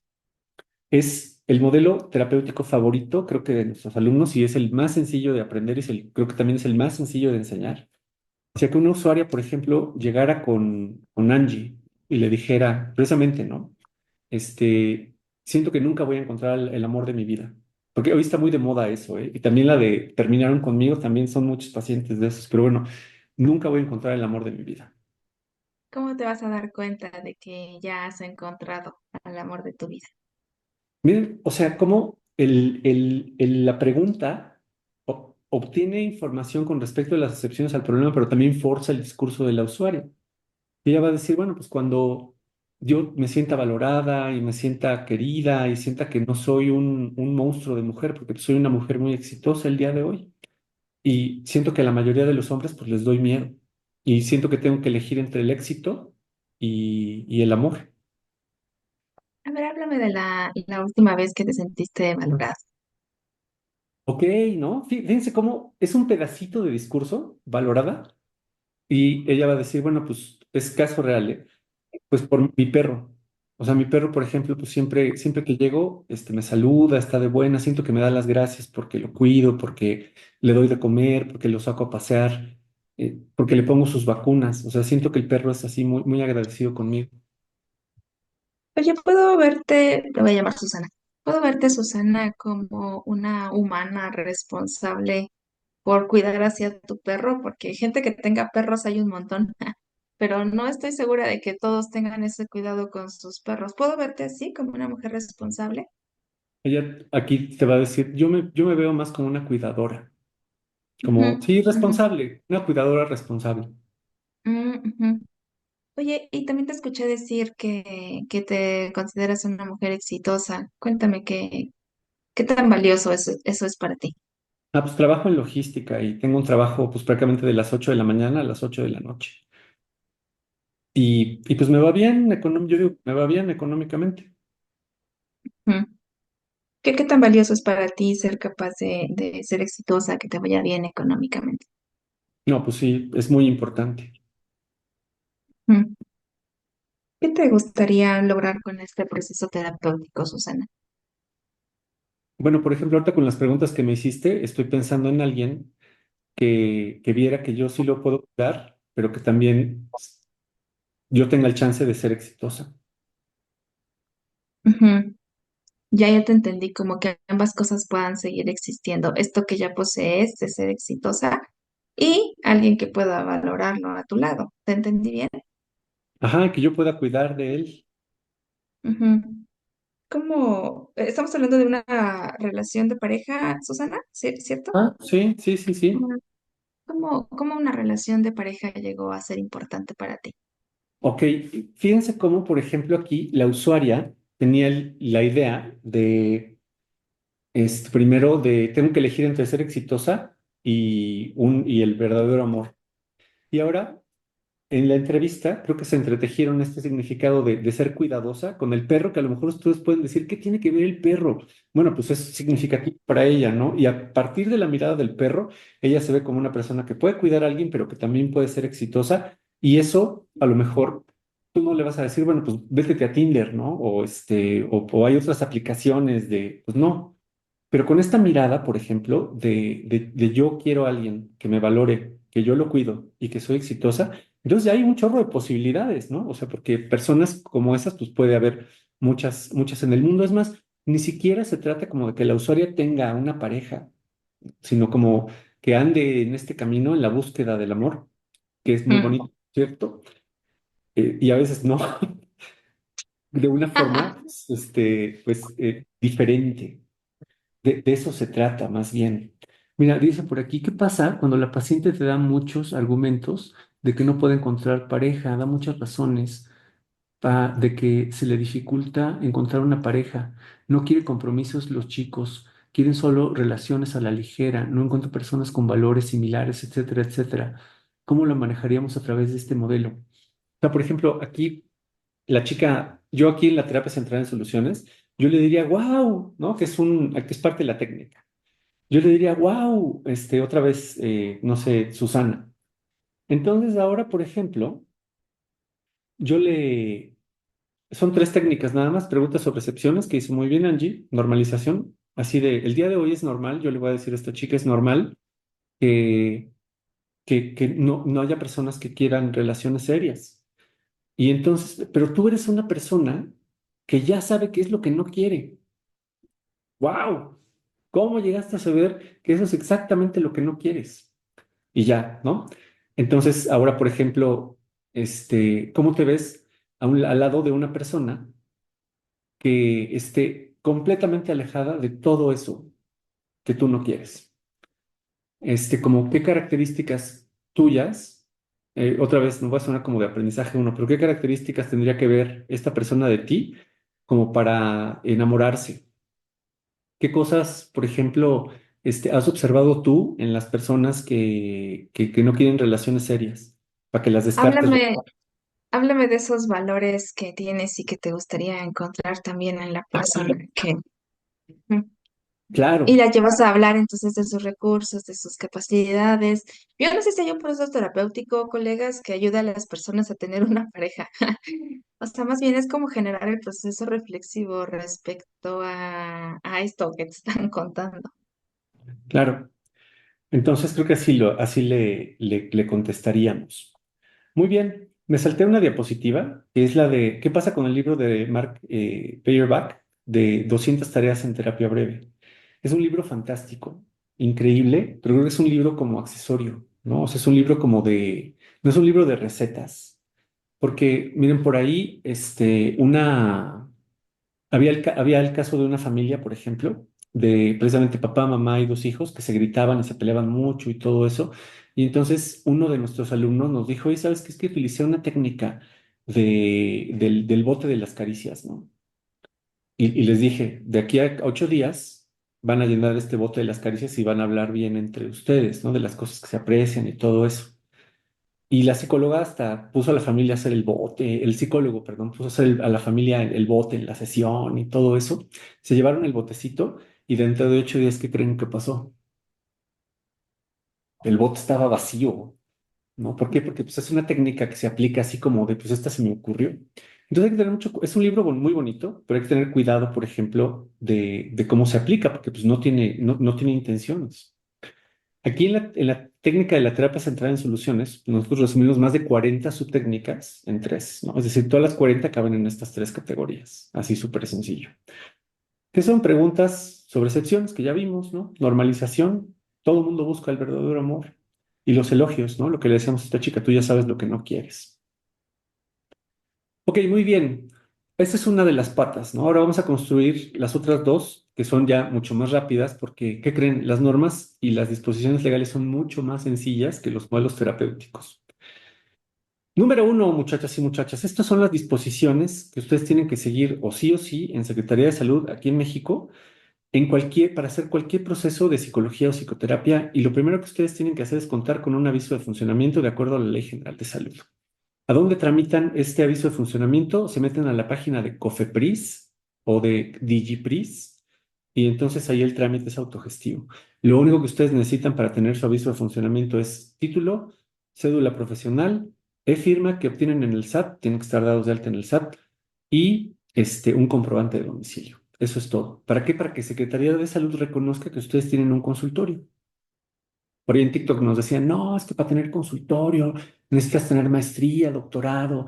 Pues obviamente si te quieres anunciar como terapeuta familiar, pues necesitas un documento, por ejemplo, como el que nosotros entregamos al final de este curso, que es un documento oficial, ¿no? Que está avalado por Secretaría de Salud precisamente. Si yo, por ejemplo, me quisiera anunciar como terapeuta cognitivo-conductual, no puedo. ¿Por qué? Pues porque no tengo un documento que dice que yo soy terapeuta cognitivo-conductual. Entonces, tramiten su aviso de funcionamiento. Esos son como los otros mitos de la universidad, ¿no? O sea, como las ideas heredadas. Las leyes no sirven para nada. O sea, tú nada más, haz tu posgrado, y ya, ¿no? Pon tu consultorio. Es un error grave.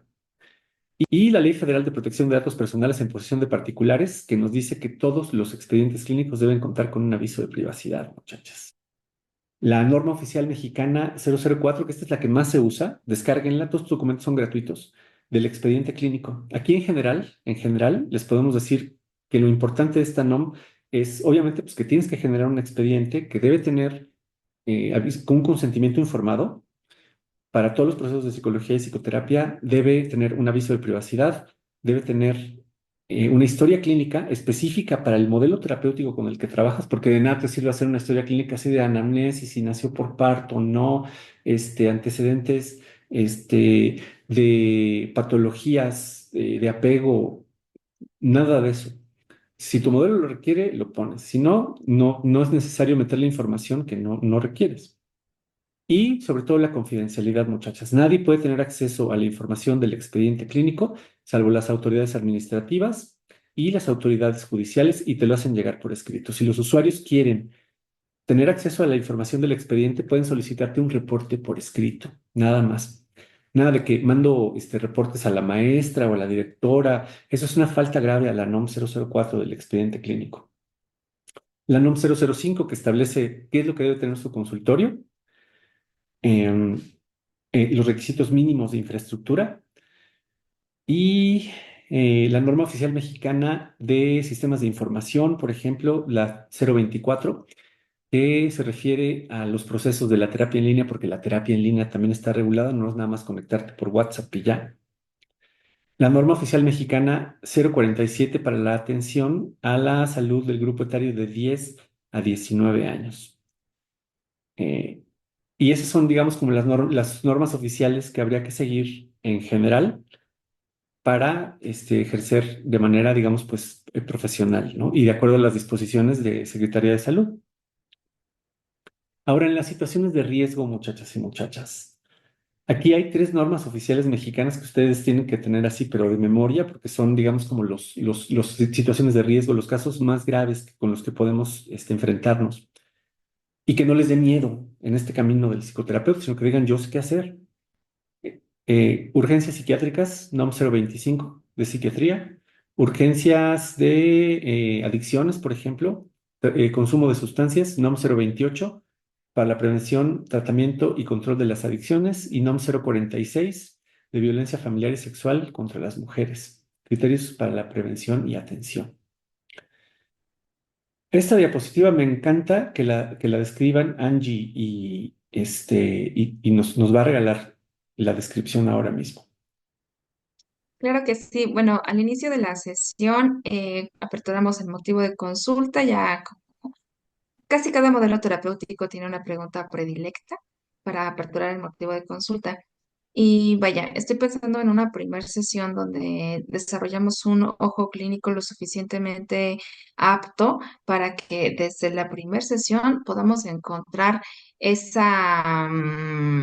momento disruptivo. Es decir, apertura un motivo de consulta, evoluciona en la conversación, algo escucho en el discurso de los usuarios que me lleva a elegir un modelo terapéutico, más también escucho algo, un momento disruptivo que se explica desde acá, urgencias psiquiátricas. He llegado a pensar en que mi vida, que los demás van a estar mejor si yo me muero. Toda esta situación que he estado viviendo me ha llevado a consumir alcohol en demasía. Yo de por sí siempre me ha gustado tomar, pero ahora me estoy acabando 2 botellas, incluso 3 botellas, 2, 3 veces a la semana. Sí, mi esposo se enoja y pues no sé qué tan grave sea, nunca me ha lastimado demasiado, pero sí me empuja, sí me grita, me pellizca y me da miedo porque ya ha amenazado a los hijos con que les va a pegar y a mí me da miedo. Esas tres circunstancias que vienen descritas en las normas que nos acaba de compartir Jorge, no solo nos dice qué hacer, sino cómo hacerlo, con la formatería adecuada para compartir, perdón, para comunicarnos con el área que va a recepcionar a nuestros usuarios. Entonces nosotros tenemos que generar como esta habilidad para poder generar preguntas valiosas y descubrir si esta situación de riesgo amerita, bueno, esta situación que estoy escuchando amerita un envío a otro clínico, porque en ocasiones no es así. Es decir, aunque yo escuche la idea de sí, he pensado que todos serían felices si yo me muriera, antes de precipitarme y decirle, te voy a mandar a psiquiatría, voy a hacer una serie de preguntas precisamente para evaluar el riesgo y pues tener conocimiento de examen mental, igualmente anclado a CIE-11, a DCM. Oye, estas ideas que tienes respecto a que si tú murieras todos estarían mejor, cuéntame, ¿con qué frecuencia las llegas a tener? ¿Qué tanto daño te hacen estas ideas? ¿Quién sabe de esto que me estás contando? Oye, ¿lo harías? ¿Has llegado a intentarlo? Flecha, flecha, flecha. Ajá, sí, ¿lo harías? O Ajá, sea, claro, claro, muy bien. Y también descartar otras situaciones, porque voy a, como que entre más presencia haya de situaciones de riesgo, pues más foco rojo me prende, ¿no? Entonces, sí, sí he pensado en hacerme daño, a lo mejor no tal cual, pero pues sí he pensado como que ya ojalá me muera. Y sobre todo cuando consumo marihuana, porque cuando consumo marihuana como que me da muy para abajo. Bueno, pues yo estoy escuchando más de una presencia de situación de riesgo que tiene que ver con consumo de marihuana en esta ocasión, ¿no? Oye, ¿desde hace cuánto tiempo consumes marihuana? ¿Con qué cantidad? ¿Qué cantidad llegas a consumir? ¿Consumes alguna otra sustancia? Y bueno, este tipo de preguntas me ayuda a poner la información precisa en la hoja de referencia que es que le voy a dar a mi usuario, o bien descartar que haya una situación de riesgo y poderme pegar al modelo terapéutico, porque resulta que no hay realmente intención de hacerse daño, nunca ha habido antecedentes, no hay presencia de trastornos, no consume sustancias, no hay situación de violencia. Entonces es probable que el mero modelo terapéutico vaya a ayudar a la evolución con este usuario. Más, por eso tenemos que ser expertas en precisamente en cómo comunicarnos con los otros usuarios, los procedimientos obligatorios, un buen ojo clínico y vaya el modelo terapéutico. ok. Paréntesis, dice aquí, si el espacio del consultorio es mi, o sea, mi casa, ¿puedo tramitar el aviso de funcionamiento? Sí, sí se puede, ¿cómo no? Y dice también otra pregunta, entonces, si la escuela pide informes por escrito a los padres o recomendaciones del terapeuta, ¿no se debe hacer? Desde nuestra perspectiva, es muy peligroso. O sea, por ejemplo, si tú mandas la información a la escuela, a la maestra, y sí ha pasado, ¿eh? O sea, le ha pasado a algunos colegas que nos han pedido asesoría, de que, por ejemplo, la psicóloga manda información a la escuela, los bullers agarran la información del paciente del escritorio de la maestra y le empiezan a hacer bullying con la información que el usuario dijo en sesión. Y obviamente, pues los papás se quejan con la escuela, se quejan con las autoridades sanitarias y te metes en un problema grave.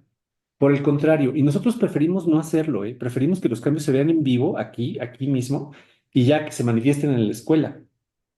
Que sean los mismos papás los que aconsejan a la maestra de cómo tratar a sus hijos. Eso es lo que nosotros preferimos, definitivamente. Pero si tú quisieras mandar un reporte a la escuela que nosotros preferimos no hacerlo y no lo hacemos bajo ninguna circunstancia, entonces serían los papás los que tendrían que solicitar por escrito el resumen del expediente clínico. Ellos firman de que recibieron ese documento, de que se hacen responsables por el uso de esa información y entonces ahora sí, los papás pueden compartirlo con la escuela y ya ahora sí, ya es, digamos, como responsabilidad de los papás. Esa sería la forma correcta, pero nosotros preferimos no hacerlo. Entonces, para pronto, muchachos y muchachos, si hay un usuario que tiene intento, perdón, vamos en orden, que tiene ideación, planeación o intento suicida, es urgencia psiquiátrica, hay que mandar llamar a un contacto de emergencia y entregarle una hoja de referencia a psiquiatría. Si hay consumo de sustancias ilegales o consumo de sustancias legales que afectan físicamente o relacionalmente al usuario, hay que hacer una hoja, una valoración básica de consumo de sustancias y generar una hoja de referencia. Violencia de género. misma situación. Hay que hacer una evaluación del riesgo de la víctima y referirla hacia una institución especializada en violencia de género. No se queden estos casos. Esta es una pregunta que nos hacen mucho. ¿Cuántas sesiones necesito para hacer esta evaluación? La primera. O sea, desde que notas la situación de riesgo, ahí mismo generas la hoja de referencia. ¿Quién puede recibir las hojas de referencia? Bueno, dos criterios. Uno, tienes que ser mayor de edad y dos, debes tener las condiciones mentales. O sea, por ejemplo, una usuaria que es víctima de violencia de género, pues a lo mejor sí, si es mayor de edad, sí tiene las condiciones mentales, ella misma la puede referir, la puede recibir. Un usuario que quiere morirse, o sea, que ya tiene un plan así súper estructurado, a lo mejor si es mayor de edad, no tiene las condiciones mentales, hay que mandar llamar a un contacto de emergencia. Un usuario que consume, por ejemplo, solventes, a lo mejor sí tiene las condiciones mentales y sí es mayor de edad, y entonces pues ya lo refieres con un adictólogo. Entonces, así sería. En nuestro curso, por ejemplo, y pensamos que todos los cursos deberían tener un apartado específico para la evaluación de estas tres situaciones de riesgo, porque uno de cada 10 pacientes que ustedes vean en sus consultorios les va a tocar una situación, de riesgo. Por aquí nos preguntan si el diplomado es presencial. No, es completamente en línea, pero se siente como si fuera presencial. O sea, realmente no hay una diferencia. Por ejemplo, en las escalas de evaluación que, que aplicamos a los pacientes que atienden nuestros alumnos, todas las escalas de evaluación también salen muy bien evaluados nuestros alumnos, porque aquí son los usuarios los que dicen, son las sesiones, es la vida real la que dice si nuestros alumnos están aptos para hacer procesos terapéuticos o no. Y francamente, lo digo con mucho orgullo, nos tenemos muy orgullosos de nuestros alumnos por todo lo que han logrado. Ok, Por acá muy hay bien. otra pregunta, Jorge, perdón, de Maribel, que dice que pues resulta que en la sesión se menciona que se ha abusado sexualmente de los niños que son menor de edad y dice que qué hay que hacer. Hay que Ah, referir, claro, ajá. no hay de otra por acá. El abuso sexual es motivo de referencia, sobre todo en menores de edad, ¿no? O sea, no hay por acá otra maniobra. También pregunta Amanda acerca de la hoja de referencia, si la redacta uno. Muy bien, y le contesta Carla, le dice que acá en el diplomado nosotros les proporcionamos absolutamente todos estos documentos que forman parte del expediente clínico en versiones editables para que ustedes nada más les hagan las adecuaciones que correspondan a sus espacios y ya quedó, bien fácil. Ajá, los casos de abuso sexual se refieren a procuradurías especializadas en delitos en contra del menor, por ejemplo. Y bueno, ya ven que para que su camino sea más light, digamos, o sea, los casos más graves son los más fáciles de resolver, acaban en una hoja de referencia. Hey, muchachas y muchachos, muy bien. Entonces, siempre piensen, ¿no? En la evaluación de riesgo en frecuencia, intensidad y los criterios diagnósticos de DSM y de CIE. No se tienen que aprender todo el DSM. O sea, por ejemplo, en este ámbito de la terapia familiar, de la psicoterapia, sobre todo trabajando con niños y adolescentes, ¿cuáles son los criterios que debes tener así muy, muy, muy frescos? Pues los criterios, por ejemplo, de los trastornos del desarrollo, los trastornos de ansiedad, los trastornos obviamente del estado de ánimo y en nuestro caso nos ha tocado el trastorno límite de la personalidad. Es bastante sencillo. Ok, muy bien, chicos. ¿Cuál es nuestra meta? ¿No? Nuestra meta, por ejemplo, este término de deliberated practice, de intervención deliberada, lo tomamos de un libro que se llama Better Results, de Scott Miller, Hubel y Chow, que se llama precisamente Mejores Resultados. Y entonces, ¿en qué consiste? Bueno, consiste en saber qué quieres lograr con cada una de tus preguntas, ¿no? Obtener información o intervenir. Tener la capacidad de predecir el resultado de una intervención o saber si la intervención funcionó o no y qué hacer si no ha funcionado. Un marco de referencia simple, científico, simple pero efectivo. Y esto te da la posibilidad precisamente como de la autosupervisión, ¿no? De decir, si seguí las normas, si apliqué bien el modelo terapéutico, si estoy siguiendo bien la receta de los autores, por ejemplo, que me están planteando que tengo que hacer A, B, C, D, F, G. Y no, por ejemplo, tener en la cabeza de por qué no me sale el pastel en el trompo de los tacos al pastor, somos enemigos de eso. En resumen, muchachas, ¿qué intentamos, no? Generar en nuestros alumnos una conciencia terapéutica para que puedan organizar el discurso de los usuarios de acuerdo a modelos terapéuticos y puedan intervenir deliberadamente, o que puedan organizar los discursos de los usuarios de acuerdo a DSM y DCIE y que puedan dar cumplimiento a las obligaciones legales aquí en México, que en Latinoamérica casi casi todas son igualitas, ¿eh? Y que puedan intervenir de manera deliberada. Aquí para el 90% de los casos y aquí en el 10% de los casos de las situaciones de riesgo. Y al final creo que hacemos un ensamble precioso entre los modelos terapéuticos y las normas oficiales mexicanas.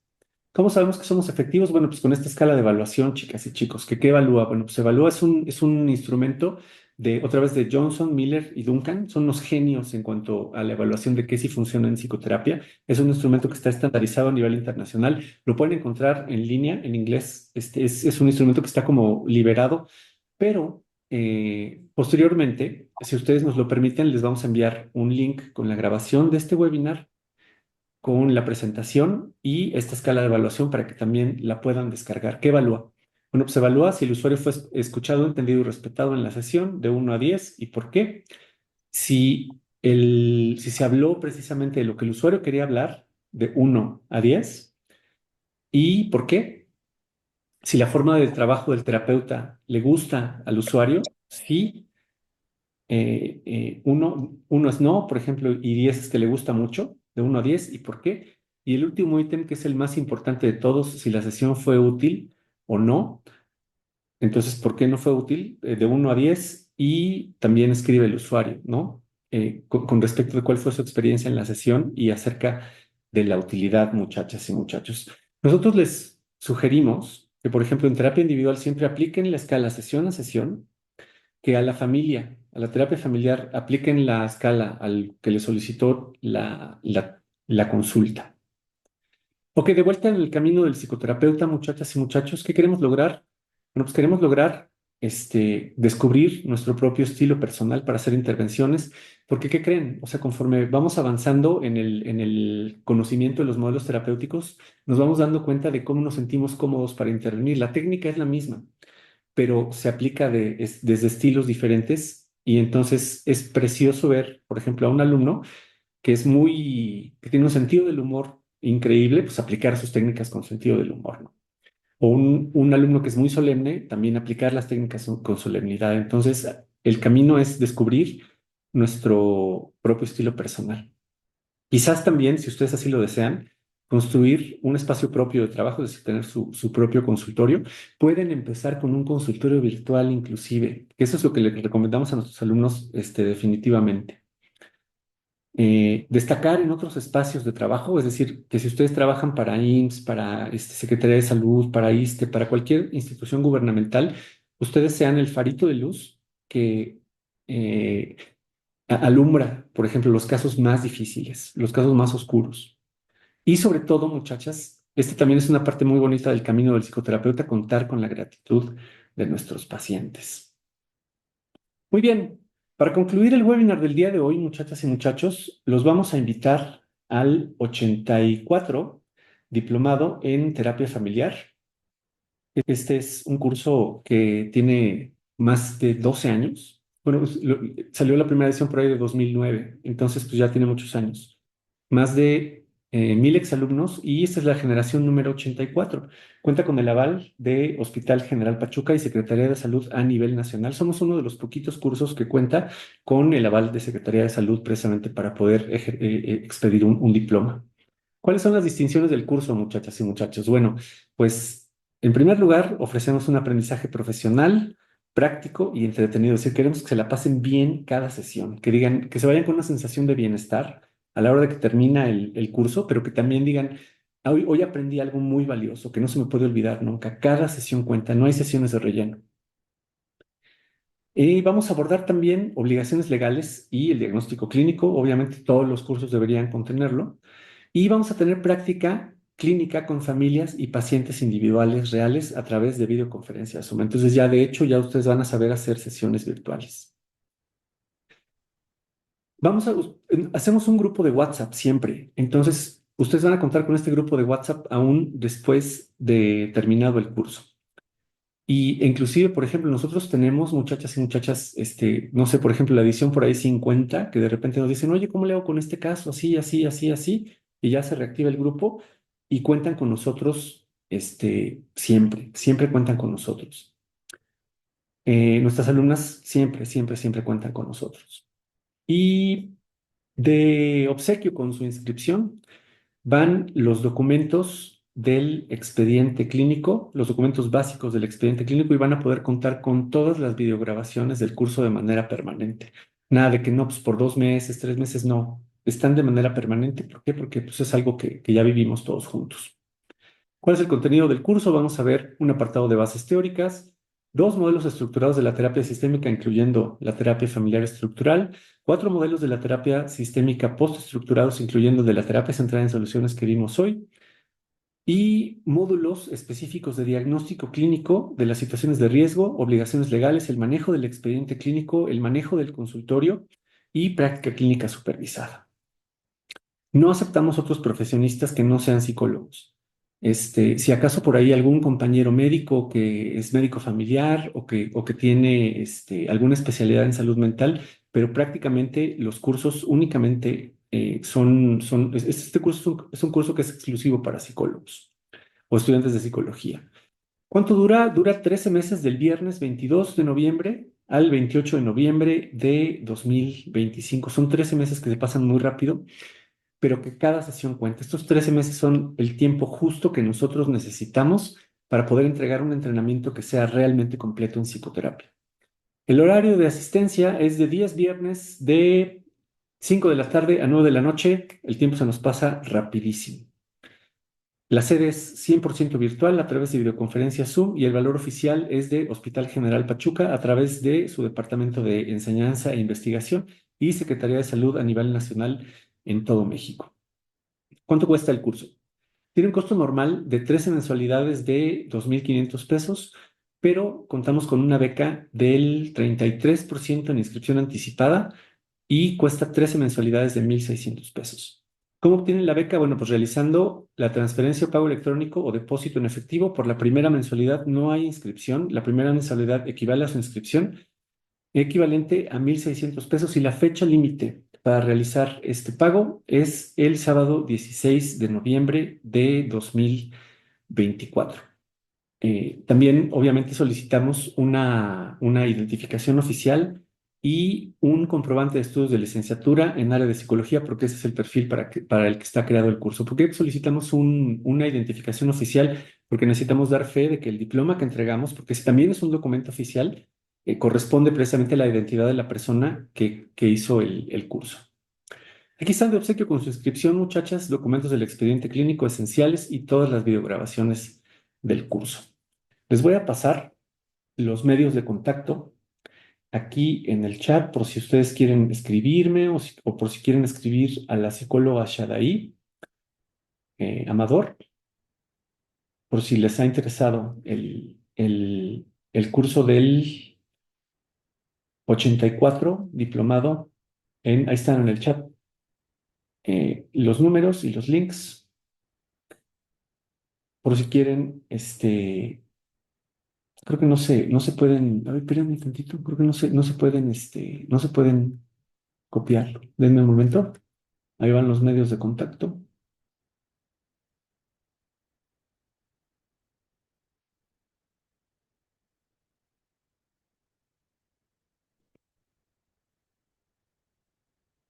Ahora sí, ahí están. Muy bien. Entonces, ha sido un placer para nosotras, muchachas, para nosotros el contar con su presencia. Ojalá que el webinar del día de hoy les haya resultado de utilidad. Posteriormente, con mucho gusto, les enviaremos un link con la grabación, la presentación y los materiales de los que hablamos el día de hoy. Angie. Gracias por compartirnos su tardecita del viernes. Espero verles por acá integrados al grupo muy próximamente. Me va a dar mucho gusto reunirme con ustedes, conversar y acompañarles en este bello camino de la psicoterapia. Muy bien, chicas y chicos. Bueno, pues hasta la próxima. Y si quieren también seguirnos en nuestras transmisiones en vivo en Facebook, transmitimos todos los martes en punto de las 7 de la noche con temas de psicoterapia. Un placer haber compartido con ustedes. Gracias por sus preguntas y nos vemos pronto.